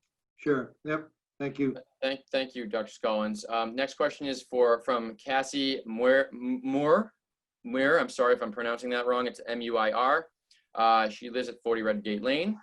She states or asks that NBC 25 is reporting that TECA is oversubscribed and that there is a student waiting list. Will our children in Cohasset be guaranteed a space, or are we opting to join the waiting list? Is there a limit as to how many students per grade can choose this option? So and Dr. Scollins, you can jump in too, but the gentleman who is the superintendent of TECA, who was in our conference today, said he's not worried about that at all. There's no limits here. That's what he said. So, right. So I think, obviously, go ahead. Okay, I'm jumping in, sorry. To clarify that a little bit, what they talked about, TECA talked about, was that when they started, they were 400. They capped out at 2,300, which is the size of the school. But that was pre this situation. Now, based on whatever the needs are from the state, they will be able to grow their school. So, so they will take on a lot more students. That's one of the reasons it's important for us to tell them very quickly. So the survey is going to be a tight window, everyone, just so you know it. And I know that's not the greatest thing for families, but we're in a very tight timeline. So we're going to try to turn that around in just a few days. So just be aware of that and be looking for it. Because we got that information, as Dr. Sullivan said, last night. We were at 7 or at 2 o'clock today. We have to let the state know on Friday if we think we want to participate. So this is quick. So our survey, if it doesn't go out tomorrow, will go out Friday and will be a 3 or so day survey. I mean, frankly, the timeline formed by the state here is absolutely ludicrous. I mean, it's almost impossible. We're asking a lot of families, I mean. Tremendous amount. It's not great, but we're doing the best we can with it, and really appreciate the collaboration. Patience is just, I really appreciate that, and support, and all these questions help move us forward. So thank you. Next question is asked by or posed by Robert Brierly. No address specified. He asks, quick clarification question. Will the TECA classes be Cohasset High School students only, or would our students be mixed with students with other schools? So first of all, the TECA is K through 12. So it's going to be all of our students who want to do remote learning. That's what we're looking at it. I shouldn't say it's an absolute done deal. I want to be clear about that. Well, if I get interrupt, I think that what he's asking is, it seems like you have, oh, okay, all right, okay. I know, yeah, he's asking that it's from all over the place. It's not going to be just our school. I shouldn't say obviously, but as the ages get older, the classes get larger, but it's also it's a totally different paradigm.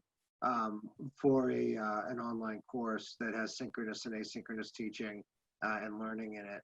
And in some ways, it might be good to be able to be with an expansive, diverse audience of learners from across various places. So there's some good things in that too. Anything you want to add to that, Dr. Scollins? No, I was going to say that it's, they're going to just group them as they come in, and they'll just build their classes out. So it will be everybody. Yeah. Okay. It looks like the questions have paused.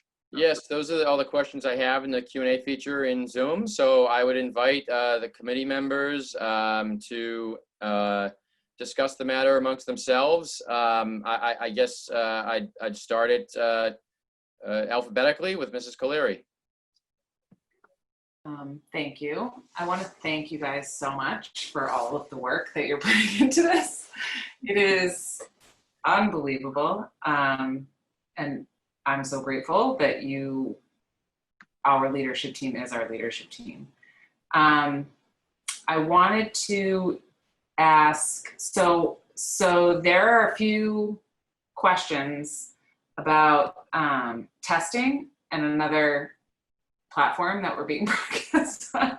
And I just feel like it's important to address some of this.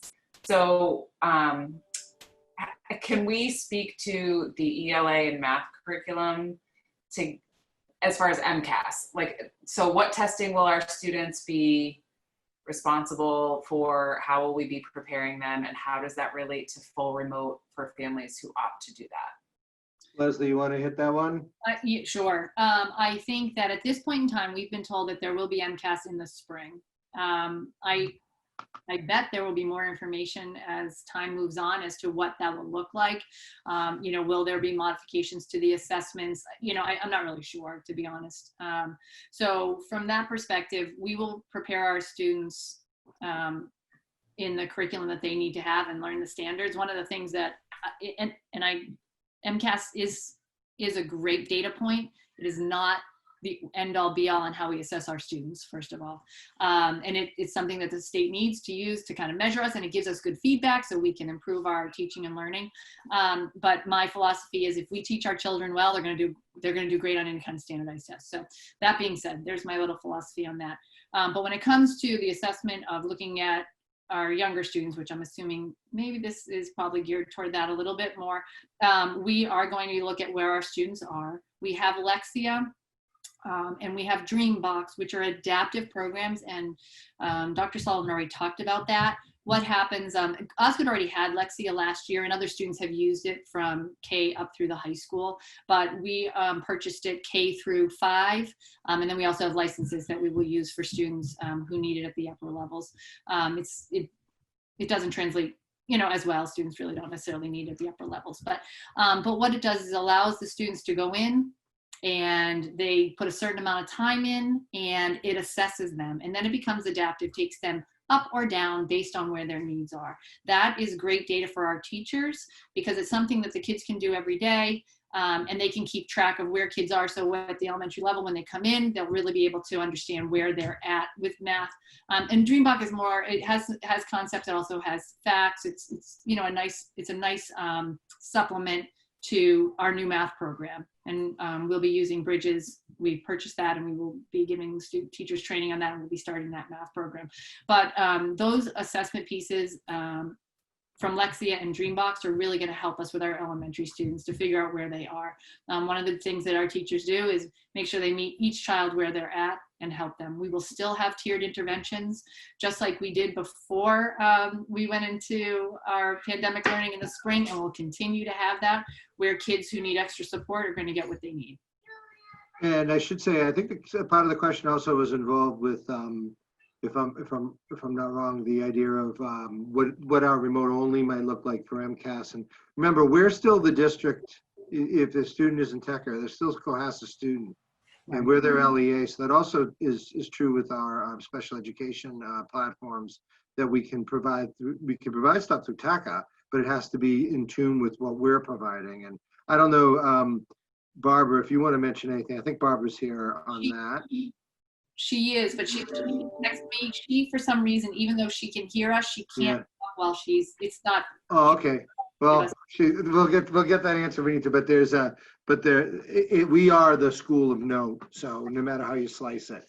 Thank So you. students will still be, we're still responsible for those students and their education. And so I understood which I was very comfortable after seeing the information about the full remote option that we're leaning toward. But I just want to clarify, we will be sending families information about that specific platform, asking them whether or not they believe they're going to choose that for their students. Correct. And then those students would they would be Cohasset public school students. Yep. But they would be in the cohort, like for lack of a better term, that is learning through TECA.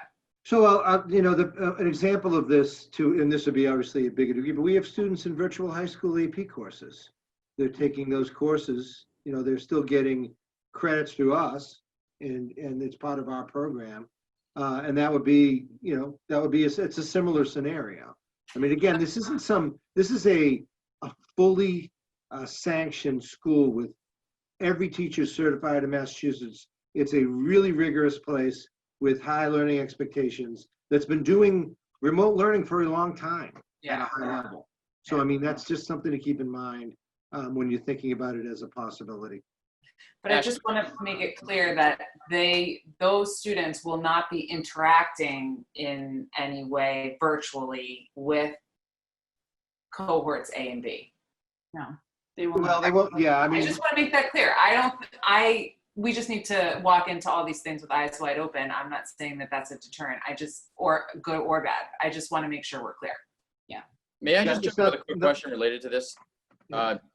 Talking about Lexia kind of scares me a little bit because I was very underwhelmed with, because that was sent to parents as an online resource in the spring, and I was fairly underwhelmed with that entire experience. Right. So, but am I to understand that rather than simply Lexia will not just be offered as an online resource, it's going to be embedded in the actual curriculum, and there'll be defined assignments that the students are to complete using that platform. It's not just, hey, go use it when you feel like it. Right. It'll be specific because we are going to use that data to help drive our instruction for our teaching and learning. We also have Foundations, which is a phonetic-based program that was introduced a couple of years ago at the elementary level up to 3rd grade. And so that's another piece that we'll be using there. We have Reading Street. We have all these other resources. Lexi is just it's an online platform that just is one piece that gives us some data, also gives lessons for kids and adapts to where they're at. And so it is not a standalone by any stretch. Barbara got back to us and said, yes, we will make sure our students get what they need no matter their place. And just like in our district placement, the students are Cohasset students first. So that's, right. And I want to emphasize that. Yeah. This is a very different circumstance. Yeah, absolutely. Thank you. Oh, Craig, you're muted. I'm sorry, Ms. Collier, do you have more comments or discussion? No, thank you. Okay, continuing alphabetical order, Mr. Kearney.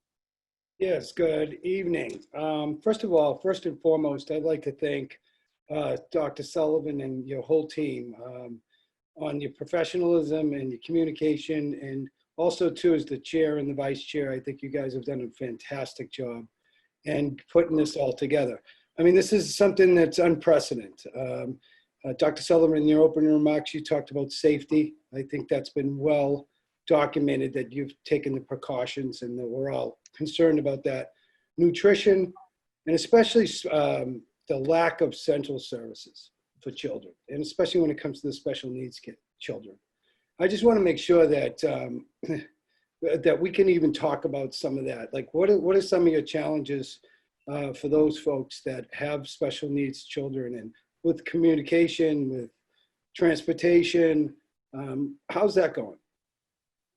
Well, I do wish I had Barbara here to get into that a little more deeply. Leslie, you want to try a bit of that, and then I'll jump in too? Yeah, and watch the phone for Barbara to text I'll you. watch for the texts. I can tell you, but she's been working so well to start off. Yeah, she's a great addition to our team, and came just feet to the ground. Like, she knew exactly what she's doing. But so any of our students are going to get what they need. So based on what their IEPs say, and you may see that those students who have special needs may be coming into the buildings more than the 2 days. I mean, we have to make sure that we provide what they need. So Barbara's working very closely with team chairs, and she'll be working with special education teachers in order to make sure that those students are being taken care of, because it is absolutely true that last year was difficult. It was difficult on all students, but we want to make sure that any slides that have occurred, we want to make sure that we get, catch those kids up as soon as possible. All our students, but everybody needs something different, right? So we want to make sure that those kids get it. And so she's saying that all services, I have her right here, all services will be provided that are on the IEPs. Communication with staff and families is already happening and will continue as more rolls out. Great. Yeah, and Paul, another thing is, one of the things that we've been asked to do is really look at our students who are going to benefit most from in-person learning, and really work with our individual education programs and with the teams here to make sure that those services are provided in person, if at all possible, in a more cohesive way. We ran into problems over the spring, as did a lot of districts, I think every district, where some of these students, we found that it was really the only way to address them well was to do the services in person. And the good news is we're able to provide those students that service working with families. So that's something, Paul, that we're really looking at, is the ability to bring some of our students with significant needs, or needs that need to be best attended to in person, into school in a more sort of cohesive way, as opposed to a hybrid model. So I know that's important. And Barbara did say health and safety will come first, but services will be a close second. So it's spoken right after my own heart there. So that's right. Craig, I only just have one more question, and pretty much just a comment as well. There are going to be grades, correct? Yes. Oh yeah, no, there are going to be grades, and there's also going to be graded work from a remote learning perspective as well. We'll always work with families. We're going to be understanding. We're going to meet them where they are, but it would be inappropriate and inaccurate for me to say that those remote learning assignments will not be graded, because they will be. Right. My comment is too, is I'd just like the community to also know is that the teachers and the administration has been working diligently to get this thing up and going. I also want to make a comment that the Wellness Committee is also going to be meeting this week, which I'm proud to say that I'm a part of. And I think that's really super that we're continuing to do that. And I look forward to that on Tuesday. And if anybody has any kind of suggestions on wellness, it is a committee that we've just recently put together that we're very excited about. So it's a team of nurses, administrators, and school committee members. And I'm just excited to be part of that. And I just wanted to give everybody a heads up that that's going on. And one thing to add to that, Paul, is we have a lot of folks. We're hoping to get some implementation teams together in the next weeks. I know Sue has been working with a lot of people from the town and trying to procure materials and situations that will be really helpful going forward. So we have a lot of plans for that as well, and I'm excited to continue to work with the association to get those up and running, because I'm excited about that possibility anyway, if we can get there.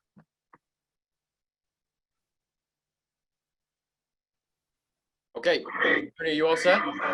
Yes, I am. Thank you. All right, moving on. Mrs. Marr, do you have any points of discussion you'd like to comment on? Yes, I do. Thank you, Mr. McClellan. It was quite a plan to read through, last week and then again today. Just a couple of comments / questions. We typically, by law, you have to have fire drills sometime at the beginning of the school year. And in the past, we've also done other safety drills for students. Mhm. And I don't know how you might envision that looking in a hybrid situation for all four buildings.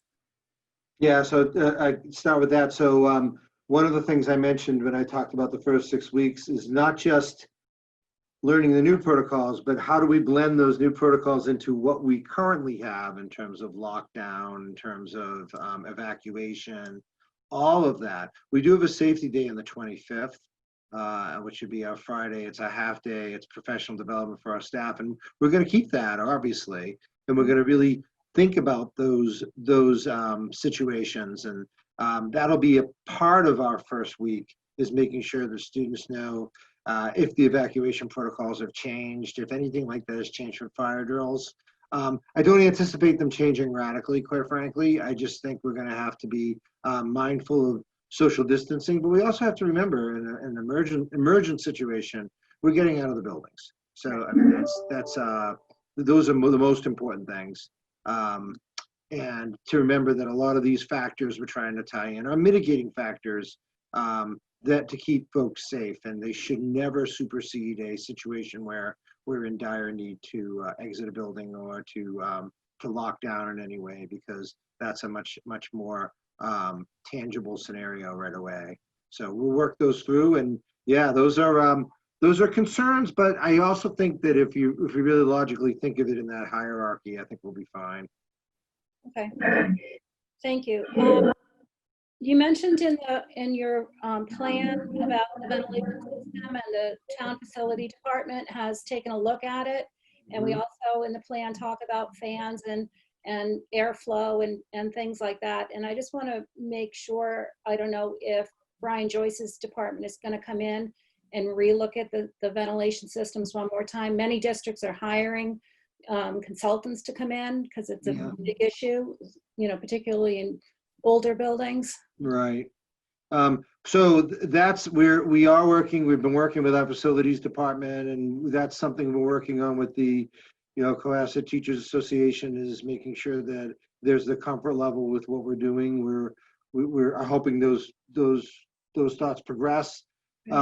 We are absolutely, we've been working, the facilities has talked about air filtration, and then air cooling, and the difference in the two. But yeah, we're absolutely working with our town teams to make sure we provide proof that things are safe here. They're telling us that things are regulated. We've produced documents that say that, but I do understand that's an important issue. I mean, you need to try to do whatever we can. And if it means bringing in outside folks, if that's an appropriate measure, we can look at that for sure. That's something we want to give everyone from students right up through our staff comfort in what we're doing. Great, thank you. When is the grant funding going to be confirmed? So the grant funding, so there's different grant sources. There's the town has a significant reimbursable source, some hundreds of thousands of dollars. Right. We have the school reentry grant, which I think was $328,000, which is about $2.25. No, $225 per student. Right. Thank you. Not $2.25. That's going to get you half a mask. All right. So anyway, it's starting to get a little blurry. But that is that's not due till August 31st. But clearly, the reason I'm mentioning these things because the input I get is very important, and it helps move us in one way or another, and that's important. And then we had a tech grant that we applied for. We had put in a really hefty grant in, and I believe we didn't get much of that. We got was it 25,000 or something, Leslie? Yeah, I think we put in for about 95,000. We knew that putting in that they were only going to provide a portion of it, but I actually got more than I thought, even though it wasn't the whole what I wanted, which was the whole money. But yeah, I think it was about $23,000. So. And then there's a CARES grant that, the CARES grant is also that big grant for the town, but part of that is also for our school for professional development, and that was about $53,000. And we've earmarked that for remote learning, social emotional learning, and then some cleaning things that we need to do, and preparation. And then, of course, we're using a lot of our reimbursables to stock up on our, through that first CARES grant with the town, to stock up on PPE. And we're very well stocked. You know, a lot of times people think, well, they're back ordered. No, we're not back ordered. We have our masks, we have our gowns, we have our shields, we have our hand sanitizer, we have our hand sanitizer dispensers. We are ready with that materials. There's nothing backlogged in that. We're going to continue to need to order more materials, but I want people to know, like, they're here. Yeah. Glenn Pratt reported that at the selectmen's meeting last night. Yeah, Glenn Pratt is a cleaning, ordering dynamo. Yeah. He's a good guy to have in your team, I'll tell you that much. So we're very lucky to have Everything Glenn. everything was ordered, everything was on hand. That was needed off, from the list. And remember, one of the things that we're advocating for, it's getting off a little bit, but these 2 fluid ounce hand sanitizers, which we're ordering a lot of, because these are very easily carried around by students. I know obviously I have 4 kids, and I was out to, we were cooking out in our backyard, and we had my daughter had this in some sort of a pouch. It was like a decorative pouch, and with a lanyard. I'm thinking, wow, like this is going to be a thing. We are advocating for students to bring these, because it does require very obviously you're not sharing it, it's yours, and you can sanitize your hands at any time, certainly in the prescribed times. But we're going to have a lot of extra ones of these. And remember that even before we left for the March 13th, we had installed over 75 hand sanitizer dispensers throughout the district, including our buses. Our buses are already fully loaded with hand sanitizer, so and sanitizer dispensers. So we're actually very well prepared for some of these things. We have a lot more work to do, but I want people to know that it's not like we're waiting until the last second here. We have a lot done. And on the high school model, where you have 9th and 12th grade on the same week, can you just talk about what, say, 9th grade English class would look like? Is it going to be spread out? If the class normally has 24 kids in it, you can't have 24. Yeah, we're looking at that with staff, and we're looking at in terms of spaces. That's one of the things that that's Principal Scott, as if he doesn't have a few things going on, but that's his big task this week, is to iron that out with his scheduling. So he's fully aware of it, and we think we can do it. We think we can do it with shared staff, with moving staff in between rooms, and some of those larger classes using some of those common areas like the auditorium and the gymnasium, because most of our classes will be outside. The common spaces upstairs, outside the CAF. I mean, we're really thinking about those larger classes and how we might afford that. So yeah, we have plans around it. So that's we're working that through, but I do feel confident with the amount of space we have and the limited amount of students in at a time that we'll be able to do that safely with proper supervision. Okay, great, thank you. And just one suggestion on your week 1, because I had a question mark, is week 1 half days or not, and it was answered earlier. Yeah. So I just want to make that kind of clear in the week 1 narrative. Yeah, they're 3-hour days, and when students aren't in, they may have some remote materials and work to do, but it's going to be very light. It's going to be very light. We're going to use that remote time as an orientation time for students. We're really focused on their in-person time and making that socially, emotionally welcoming, and also them learning about what life's going to be like in the school that's been reconfigured some. Same with staff. Okay, and I don't want to repeat what Mrs. Colery and Mr. Carney said, but I will. The amount of work and thought, and the every base was covered. I looked for something, but knowing you, Dr. Sullivan, there was nothing that was missed. Every base was covered, and it's going to be it's a great draft plan, and all we can do is continue to listen for the guidance to see what's going to come forth from the commissioner, and keep moving forward. Thank you, Ellen. And the questions and thoughts from the committee are so valuable. as they will be as we move forward with staff and obviously the parents, and we've already incorporated that. So the questions are great, and I'm taking them in the spirit of growth moments for me and growth moments for the team, and we can't take them any other way. There's nothing personalized here. Right. This is all about what's best for the kids, and if that changes, well, then we'll move in that direction. But this is what we're trying to do. We're trying to move forward. So thank you, Ellen. Okay, thank you, Mrs. Marr. Mrs. St. Onge. Thank you. I want to echo the thanks to you guys. Dr. Sullivan and Dr. Scollins, I don't even know if you're sleeping right now. We're getting emails and updates at all hours.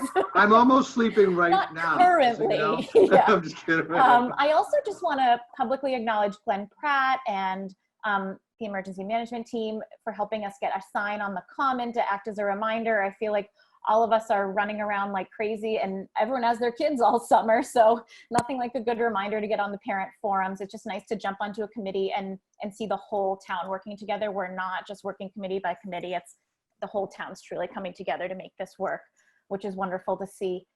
Some questions and comments I have kind of range from big picture to minutia perhaps, but I'm just gonna throw them at you and see what you got. One kind of detail-oriented question came to mind with the Old Pasture Road path. As a kid who grew up on James Lane, that was my route to school. And I know that can be a bit of a crazy area at the top of Pleasant Street.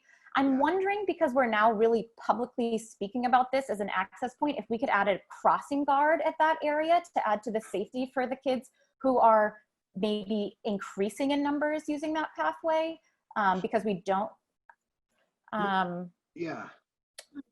you know, they're not going to be taking the bus. I'm not sure how our numbers are going to be affected, but cars really come whipping around those corners and up the hill, down the hill. I'm just not sure if we could have someone posted there to make sure that kids are safe coming in and out. So to your point, now that we've really looked at this and really explored it and realized it's the safest place for our bikers and walkers. Oh yeah. I'm really putting a plea out to the public to please do not drop off your kids at the top of Old Pasture Lane. It's just not a positive thing if we're going to really emphasize that as a walking, riding place. And I realize the people that have to come from Sawyer. So to your particular question, where would you see, Lydia, might be the best place to put that person? At the top of the path or at the bottom, or what are you thinking? In my mind, the top of the path, the top being where it comes out on Old Pasture, just, I guess, to make sure, you know, if kids are coming, I know that kids kind of cut through all sorts of yards and pathways and the fire lane and all sorts of different things up on the hillside. And people are coming from all directions, from, you know, up Pleasant, cutting through from like Milliken and the tennis courts. So maybe just at the mouth of the path, like where it comes out on Old Pasture, just to make sure, you know, if a group is coming across, to aid that, just so we could be more aware of that. I know I've just heard from some parents over the past few days noting that it is a concerning area just because cars do drive quickly. And I think we would all like people to drive more slowly and respect the speed limit, and it just doesn't always happen. And we do have a crossing guard on Sawyer Street. Just to think about. That's a very good idea. And I also, to add to that, one of the things that we learned today as we were walking is the thought of, because of the dual start times, Deer Hill students will be, who are riding bikes or walking and using that path, will actually be coming, and there'll be traffic there. Yes. So we need someone the drop-off doesn't happen in the back anyway. So as long as students stay in the front of the building and walk right in front of Osgood and get on the sidewalk, they're all set. Yes. The sidewalk will bring them there. Other than we're going to have staff that are very tuned into that. Yeah. And that'll be a focus for us too. And I think that can happen very safely. It's just that students, we don't want them driving up that.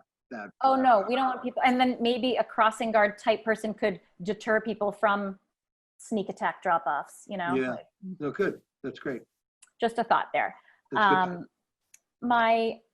few questions came to mind in regards to TECA, and I know you guys are doing your best to gather information, and there'll be more information coming out Friday, or is that right? Friday? Well, if we're really ambitious, tomorrow, but I'm thinking Friday to be safe, just to make sure we get the right information. Set a realistic bar Friday. So, you were mentioning that people could choose for one semester. Would there be an opt-in in the second semester? I'm just curious if, you know, it's I'm a question hoping, that may come I up. don't know. So the reason I said a semester is because that's what the actual cost is. It's per Okay. semester. Okay. And they're, you know, they even said it really should be a commitment for the semester. For the continuity purposes, I think as they switch and think about relearning, it might be a place where if we have to make some shifts, we will. But that's why I said semester. Anything, that was my thought. Anything you thought differently, Leslie? No, and I think, you know, we don't know what it's going to look like at the end of January, right? So I think Yes. to some flexibility, and, you know, I think not locking a parent in for a whole year is kind of nice. I know some districts are saying you have to do it for a year. We just kind of talked about the fact that we really want it to be a little more flexible because we really don't know what things are going to look like. But we also have to look at the financial component of it also, right? So if we were to opt in for the second semester, I don't know, that's the funding piece would make me nervous. It's against our nature to be rigid with things, but there is a reasoning here, and as Dr. Scollins said, it has to do with continuity of learning and not putting a student, and then it also to do with the structure of how our classes are set. Everything is about numbers. Unfortunately, you know, that I should say not everything is, but numbers play a big part in the decisions right now. And the amount of kids you put on buses and the amount of kids you put in classrooms and the way you create those cohorts and all that's it's important. So it is making us be more restrictive and the flexibility with that right now. So we're thinking out, and again, this is sort of hot off the press, and I'm embarrassed to say it is. I feel like we should have had this information a month ago, but it is what it is where we have it. So we're in a situation now where we have to think about, we can project forward through a semester, and that's what we're doing. Okay. My next question is about the kind of remote tutors and their virtual availability, which I think is a wonderful thought. I can speak as a parent who is also a teacher who has children who do not want to listen to me as a teacher, and hopefully they'll listen to somebody else. I'm kind of, to build on that, I am concerned on a personal level and at a district level about the kids who have parents who can't be with them on the remote days, whether it means they're both working from home, which is certainly not childcare, because when you're doing your work, often you're not watching your children, and often they're watching YouTube, or maybe that's just at my house. But I just wasn't sure if there were any options we could explore with Champions or with Rec to do some sort of in-person remote day kind of, I don't know. I feel like micro pods and micro schools are all the buzz on social media right now. And I just didn't know if we could kind of get ahead of that, or not ahead of it really, but kind of, I just didn't know if we could offer anything like we have kind of partnered with Champions and with Rec in the past to help the many families who are at work and can't be doing, can't be monitoring their children all the time, even though we want to be able to, you know? Well, Dr. Scollins, you want to talk? We've had some talks about it. I have to preface these comments to say, this is not official. I want to be very clear on that, but we're talking. Right. That obviously came up because we want to think about ways for our staff and then for families, because we do understand that this is a difficult time and that parents are working, and how do you provide exactly what you're talking about, Lydia. But I did actually speak with Champions. I was very curious about what they could offer. One of the issues we have is that we don't have space. So we don't have space within our buildings. We thought maybe we could, but we really can't, because we're spreading out everywhere to make sure that our kids get, that we can get as many kids in as possible. So, that's not really viable for us to create that. I have been talking with Ted Carroll, and he had some thoughts about for older students, not for elementary school. Right. Because it's very different for elementary. You really need to have certain licensure. That's Yeah. why I reached out to Champions, because the rec department doesn't have that, because you have to go through ECC, and so it's a much more stringent. They happen to have a license still, and Champions does, but space-wise, I was talking with Ted about it, and then when I talked to Champions, they could only even handle 20 students at the rec center. So it's not really a lot, because you need 45 square feet per child at the elementary level for school age children. So it's a little tricky. And so, but we're exhausting all options. So we're trying at the possibility, and Ted and I, talked a little bit about what could be done for the older students using, community spaces within the district. But again, they have to be staffed and you have to follow all the safety protocols. So Yeah. it's a little tricky. It's not so simple, Oh, I as you know. completely understand that and appreciate it. And I guess just what worries me is about exactly what you're mentioning is like on the off days, kids are in micro schools or micro pods, and maybe all those safety regulations aren't being followed, and they're with kids who aren't in their classroom, and then our teachers are exposed to maybe more than. So I would say this, anyone who is creating a large micropod, it's really a business, and that information should be passed to our health agents so that those folks can put together business plans, because those business plans have to include what they're doing for all of that. That's a really important consideration. Go ahead. Well, I was going to say, you have to remember, just like I said, just like Dr. Sullivan's saying too, when you are pulling a large group of students together or children together, and it is a business, there are state regulations. And so ECC is that licensing agency, and they must, they're there for safety reasons. Oh, yeah. They're there for safety reasons pre-COVID, and certainly even more now. And as far as the pods that might develop in neighborhoods or whatever, I mean, I would say that probably most typically those folks have been associated with each other at this point. I know that it's unrealistic to think that kids at the young ages aren't gonna play with some kids, and so my thinking more along the lines is that's probably happening anyway.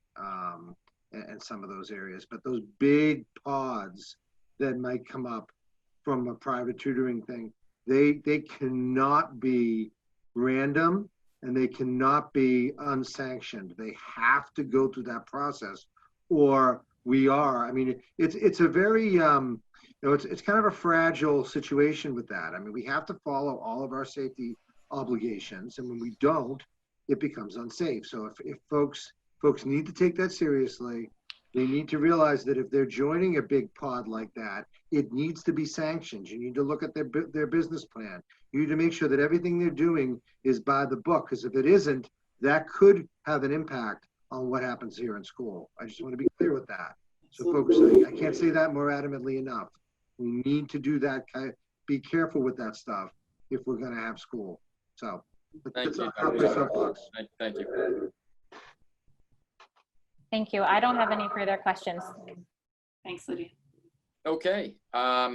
So I've been seeing this document in my dreams. I've read it so many times. So I don't have any, it's just a draft at this point. I don't have any further questions or points of discussion myself. I see that there are a few more questions that piled up on the Q&A feature. I'm going to take two more, and then I'm going to ask for a vote at this point. So I have another question from Karen Rich Cassiapoto, or Prodi. I'm sorry if I'm mispronouncing your name. She asks, is there flexibility in the model for cohorts? Many children are socializing outside their alphabetical model this summer.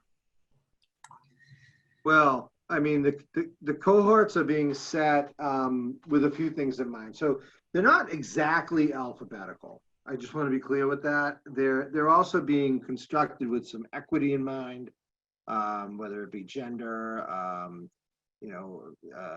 student profile. There's considerations as much as we can going into that. So in terms of flexibility, though, I'm taking this question kind of. I'm just trying to make sure I get a sense for exactly what they're asking, what she's asking. But I mean, It's going to be set around the factors that provide the most equitable and diverse experience for our students, based on the fact that we know we want to keep siblings together at the elementary level, meaning Osgood and Deer Hill, and based on the fact that we need to be able to put students on buses so that our A day isn't overloaded with a bus that has 50 kids on it, and our B day, our B group is 10 kids in the bus. We have to have some equity there. So there are a lot of factors that take away that flexibility somewhat. So I would say that that's why we're really kind of drawing the line on parents and guardians being able to create those scenarios where you're with close friends.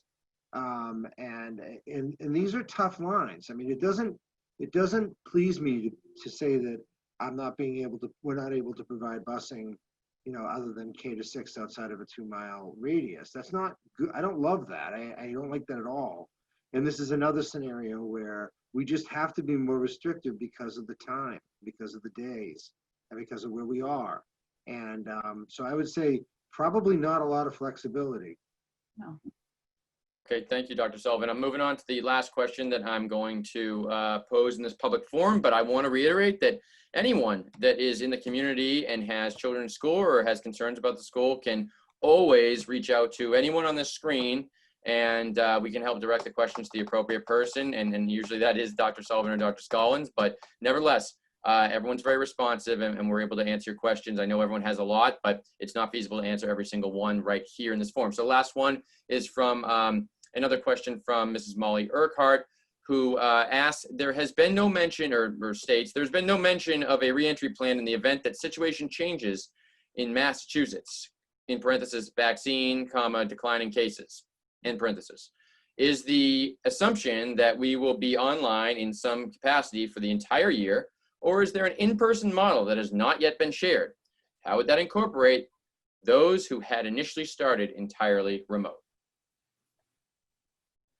Well, I mean, if we do have a scenario where we're able to bring more students in, there would be guidance around that. So we're going to get guidance. My guess is it's not going to, and I don't say this I don't mean this disparagingly, but it's not going to be like a switch, and we're all going to, be able to run into the buildings like we normally have.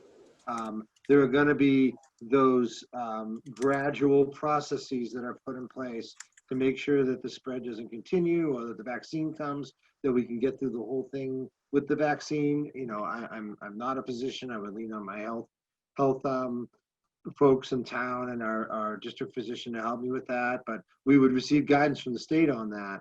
And then in terms of how that would impact the fully remote learning, I think that's another reason, back to Lydia's question about the semester, that the semester is probably a good idea, because we can pivot at that point. I want to make it clear, though, even though there's some, we do want continuity of learning, it's the same standards.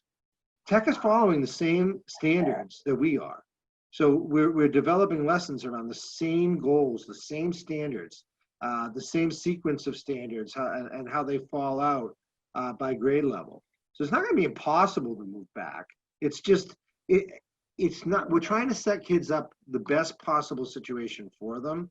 So in that regard, I would think we'd be able to move our kids back after some time. But, to think right now, and I'm an optimist, to think that we're going to be in a situation come January where we're fully back in a model where we're able to have people back in the building, as I think the question indicated, I think would be very idealistic. And I hope I'm wrong, because I'm an optimist. Maybe I'm not, I don't know. But I don't see that happening right now. Okay, thank you so much, Dr. Sullivan and Dr. Scollins, for those responses, information. At this point, I'd ask for a motion from one of the committee members to vote on the Cohasset Public Schools Fall School Reentry Roadmap 2020-2021 school year draft. At this point, just the vote on approving the draft as it currently stands. Is there a motion on the floor? So moved. Moved by Mr. Kearney. Is there a second? Second. Seconded by Mrs. Colery. At this point, I'll take the vote in a roll call fashion. I will call each name of the committee members in alphabetical order, and I will ask you to either indicate a vote in favor of the draft reentry plan by indicating aye, a vote against it by indicating nay, or a vote of an abstention by indicating that you abstain. In alphabetical order, Mrs. Colery. Aye. Mr. Kearney. Aye. Mrs. Marr. Aye. Mrs. St. Onge. Aye. Aye. Craig McClellan. Okay, so that vote unanimously passes. Great.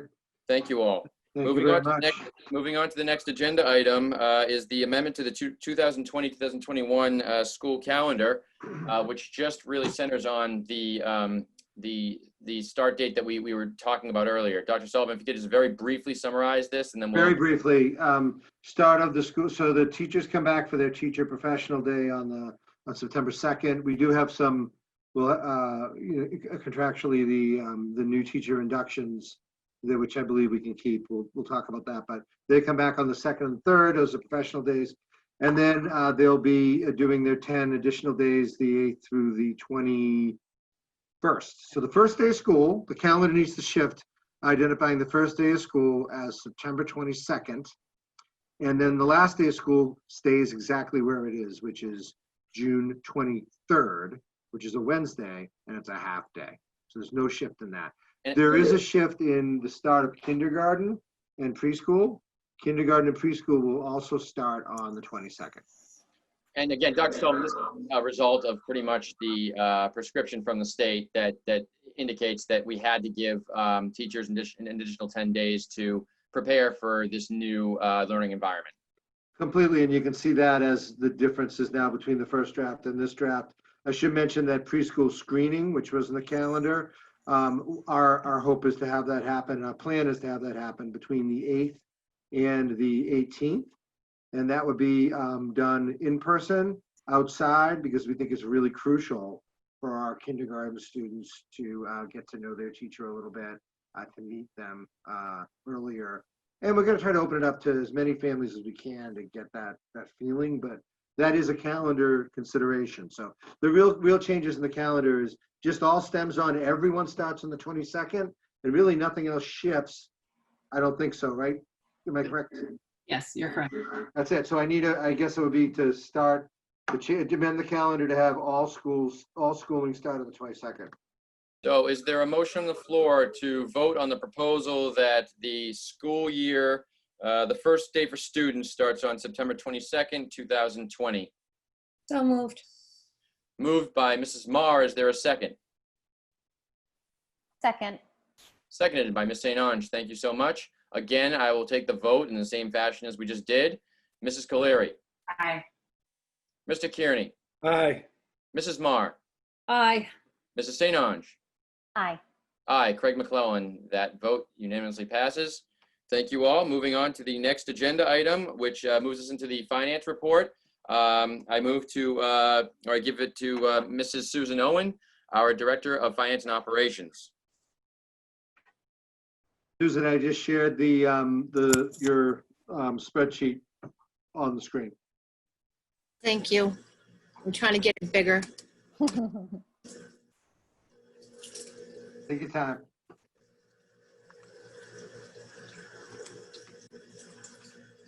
I can't say it.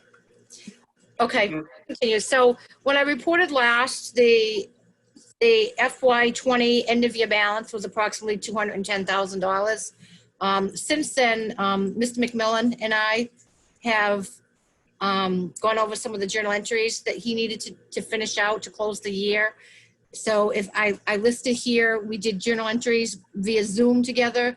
There was a transfer from the facilities and rentals account, the facilities and rentals revenue account. We transferred expenditures over to the school budget in the amount of $60,000. We also transferred expenditures from the kindergarten revolving over to the school budget in the amount of $25,000. And then the last journal entry was the transfer of athletic revolving expenditures over to the school budget in $36,000. So that brought it down. That was another 89. It brought us down to like 89,443, which is a much nicer number to see. That's the amount of money that we either have to take a vote to return to the town or put on for the fall to vote to put into the sped stabilization fund. I also put listed here just a couple journal entries that Mr. McMillan had done before he left when we touched base. So he did buy ahead sped tuitions in the amount of $142,000. There was a transfer for the Mcas grant expenditures in the amount of $34,000. Circuit breaker, we had to use the remaining balance from the previous year in the amount of $75,000, and the transportation revolving expenditures were transferred in the amount of $160,000. So he had originally done journal entries in the amount of about $411,000. And then we did the last 3 journal entries last week, which brought our remaining balance for FY20 to $89,443. So what I'm looking for is the school committee needs to make a vote of what to do with the balance. Mrs. Owen, could you please just specify what the 2 options are, sort of describe what the 2 options are and the implications of each option for the committee before we take the vote? Absolutely. So the first option would be to return the money to the town. It turns over into free cash. Hopefully we get it back in another form. The second option would be to take a vote in the fall at town meeting, I believe, to put it into the sped stabilization fund. Right now, we have over $300,000 in that fund. Our maximum is probably $470,000. It's 2% of our net school spending. So we can only move approximately $150,000 more over there. But those would be the 2 options. Would it be wise to have the full amount, the maximum amount in the sped allocation? Is there any sort of benefit to that? Or, and in addition, is there any action you would recommend in terms of being the Director of Finance and Operations in terms of what the school committee might consider doing with this money? I mean, my recommendation would be to return it to the town. One, because we're almost at the max of our sped stabilization fund. And it's a small amount. I shouldn't say 89,000 is a small amount of money, but it indeed goes back to the town into free cash. We end up with it in some other form, either through capital or one-time funding.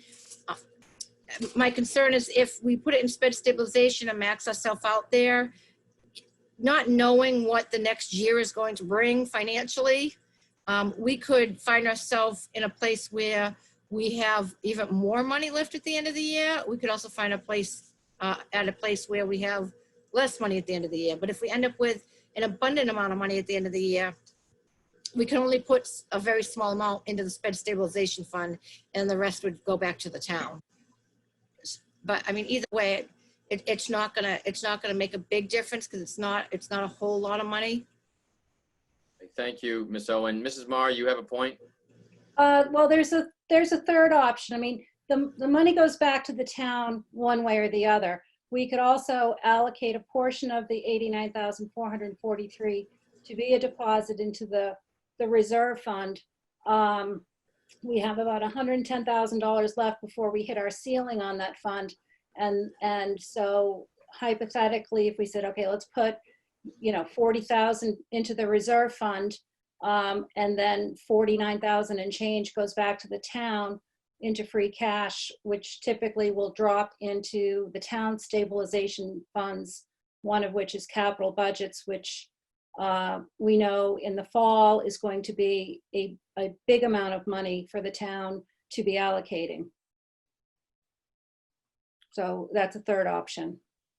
Okay. Any discussion from committee members in terms of what they would like to see done? And Mrs. Marr, you may have special insight into this. I mean, do you feel that third option you just identified is strategically preferable for any particular reason?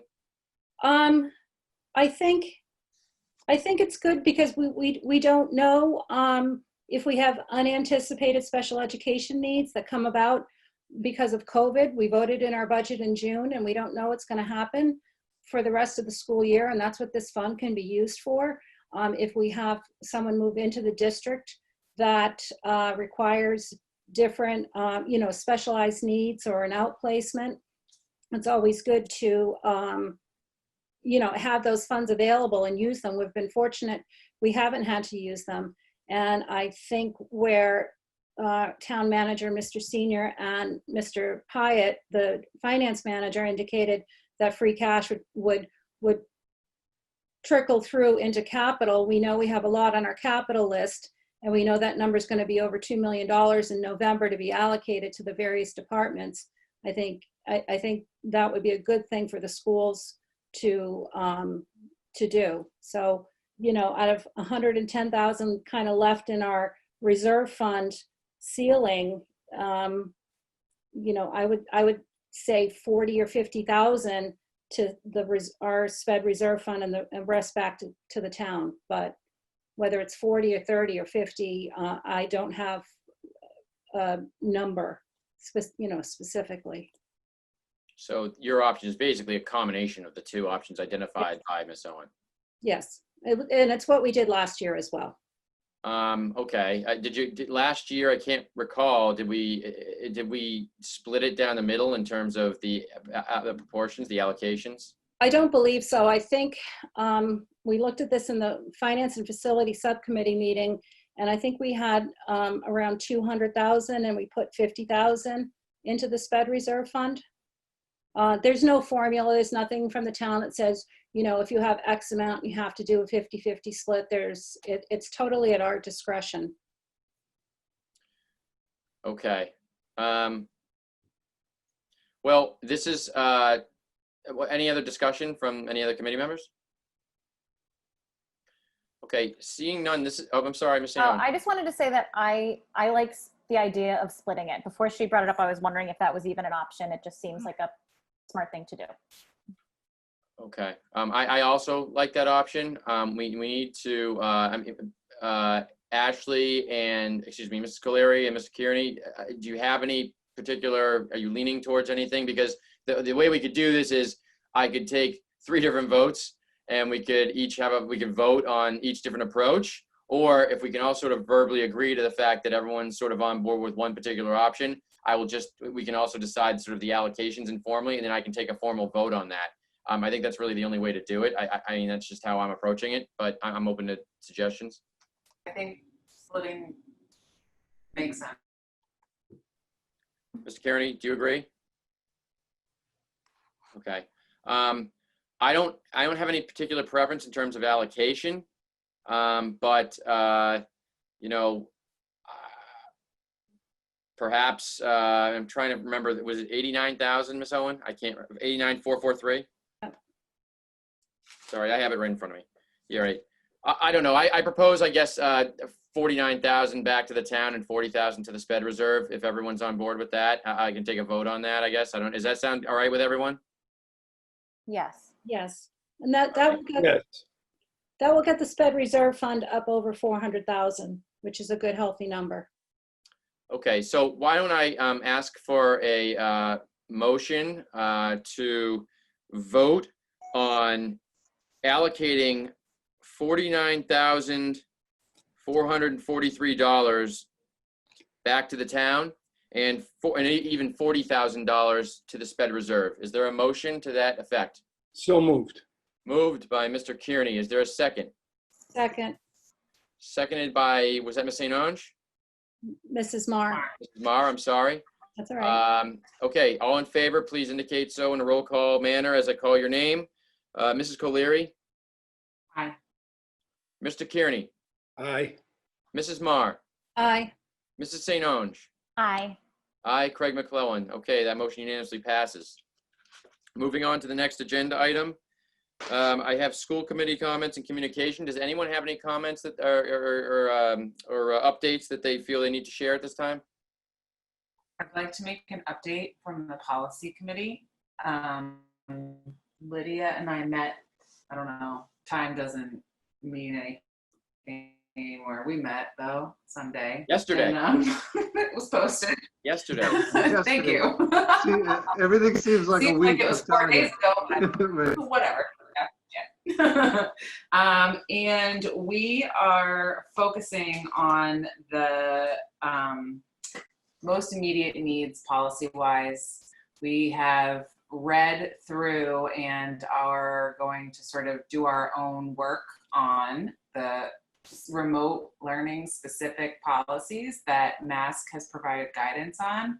And we will reconvene in a meeting that's already been posted for Friday to discuss the suggested edits that we both have and deliberate on the merits of them, and will provide information for the committee's consideration in advance of the next meeting. We also discussed the possibility of creating a, this is sort of an aside, longer term thing, but we discussed the possibility of creating an advisory group that would help us with policy. What we sort of discussed in an initial conversation was perhaps convening a group of older students from the district that would be a diverse and inclusive set of voices that would be able to collaborate with us after we've sort of reviewed policy that we feel needs to be reviewed and provided input. We would like to solicit input from them as well to be presented to the committee for their input as a sort of like a last phase to our policy review approach. I don't know if I made sense just then, but hopefully got my point across. Okay, is that all, Mrs. Caleri?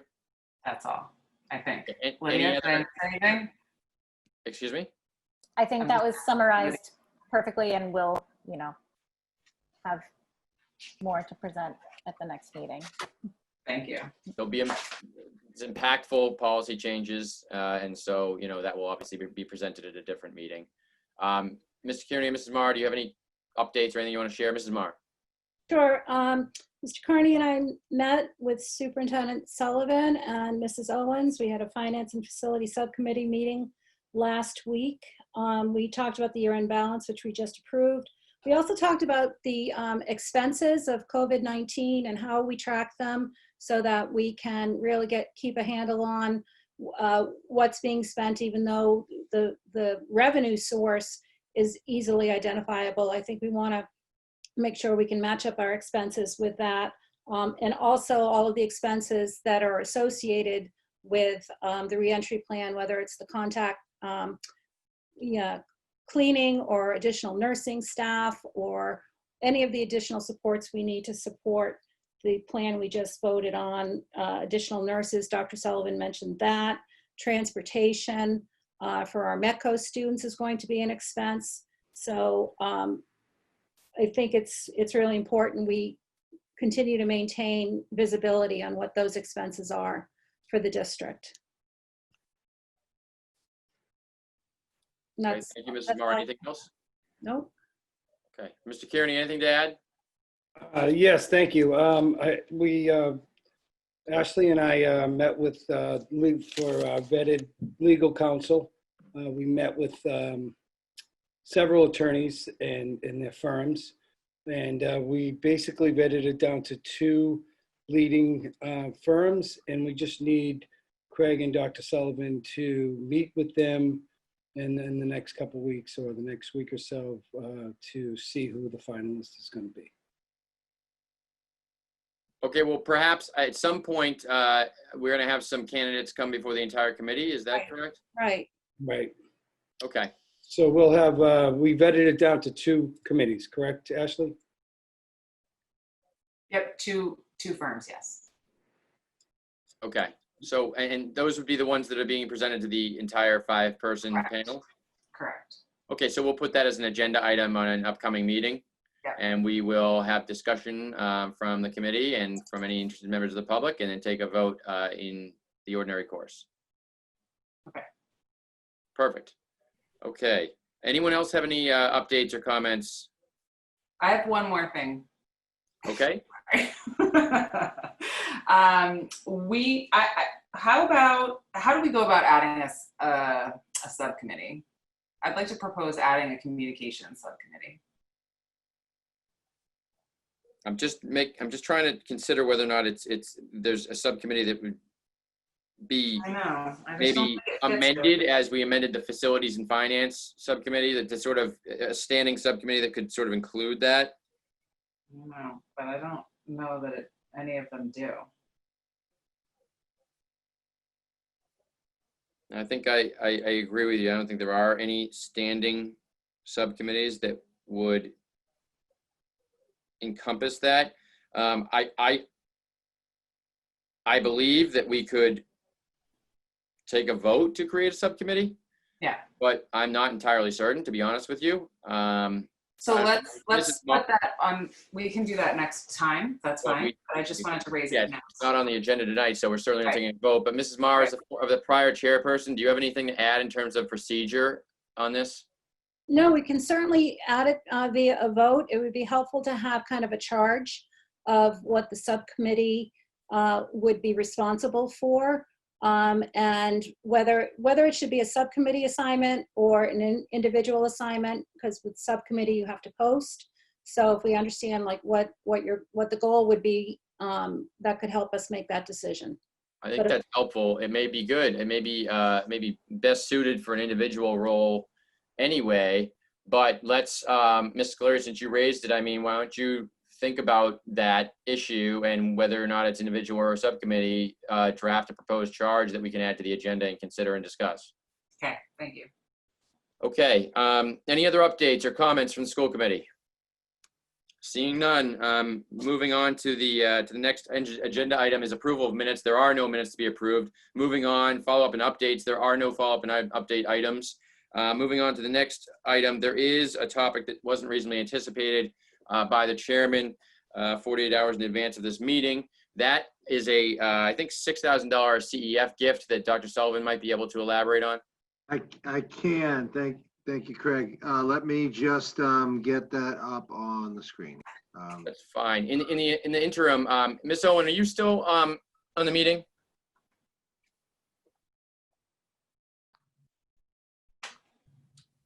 I don't know. I was just trying to text her to see if she was. I think we might have lost her, Craig. Okay, there was a question related to the sped tuition account that came in. I think maybe when we were discussing it, and I didn't see it. You know, it's obviously difficult forum where we're discussing things, and I didn't see that little notification. So maybe if she gets back on, we can ask it. But this is from again from Mrs. Karen Rich Cassiaputo, I think her last name is. Kachaputi. It's Kachaputi.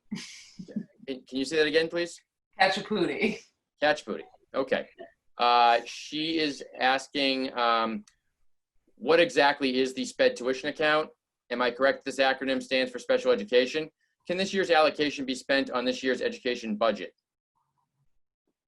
So the special education, actually, Ellen, you'll be a better answer than this me. So go ahead.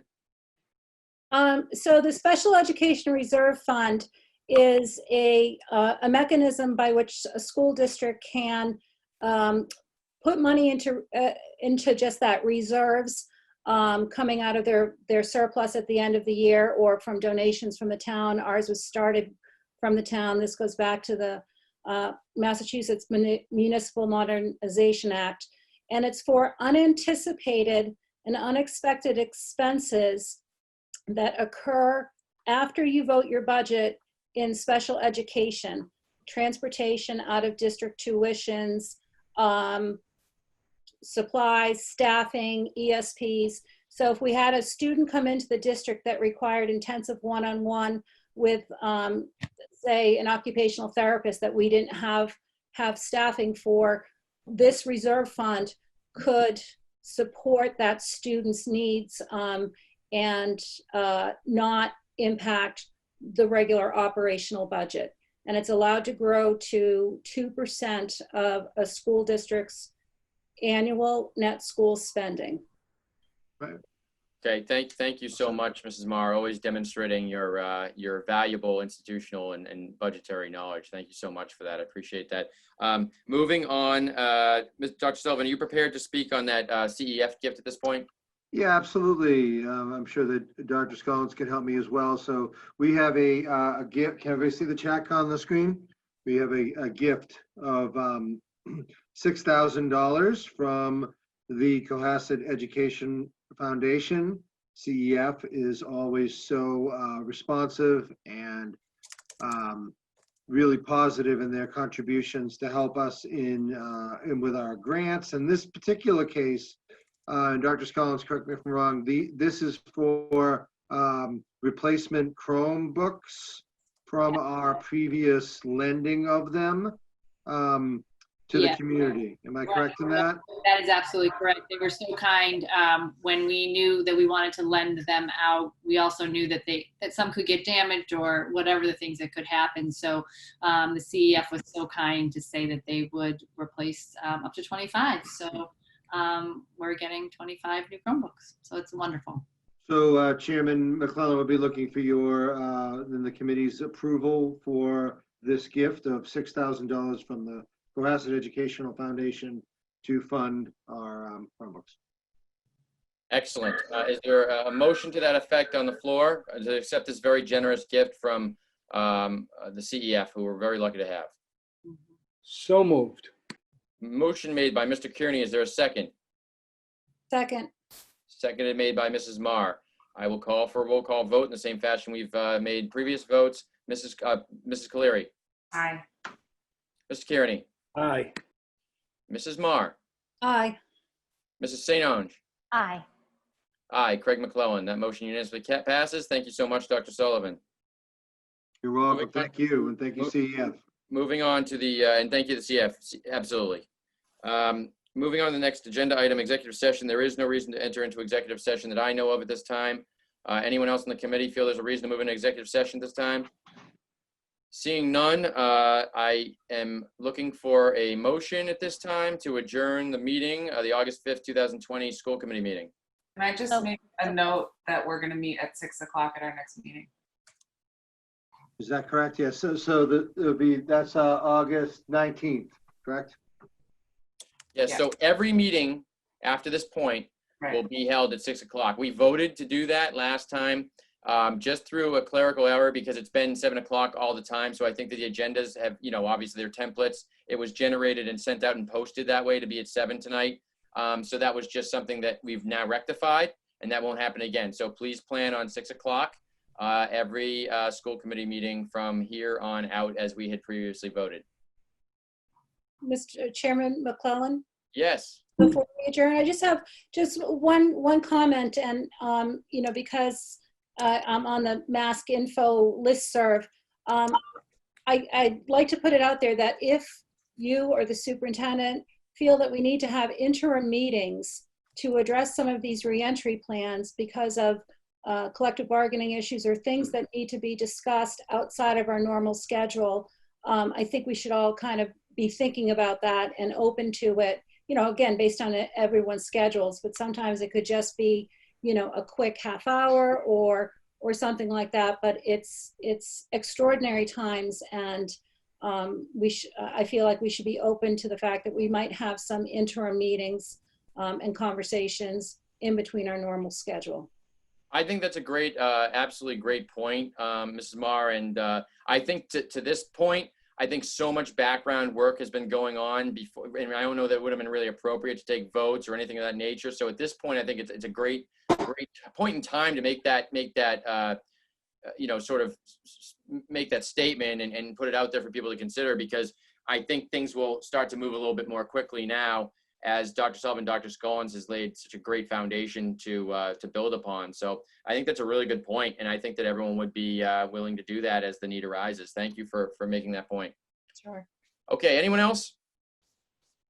Great. Is there a motion on the floor at this time to adjourn the August 5th, 2020 school committee meeting? So moved. Moved by Mrs. Marr. Is there a second? Second. seconded by Ms. St. Ange. Thank you so much. I'll make a roll call vote again. Mrs. Cleary. Aye. Mr. Kearney. Aye. Mrs. Marr. Aye. Mrs. St. Ange. Aye. Aye. Craig McClellan. That motion unanimously passes. The meeting is adjourned. Thank you all. Thank you. Thank Thank you very you. much. And everyone, thank you for your support. Have a great night. Thank you. Thank you. Bye.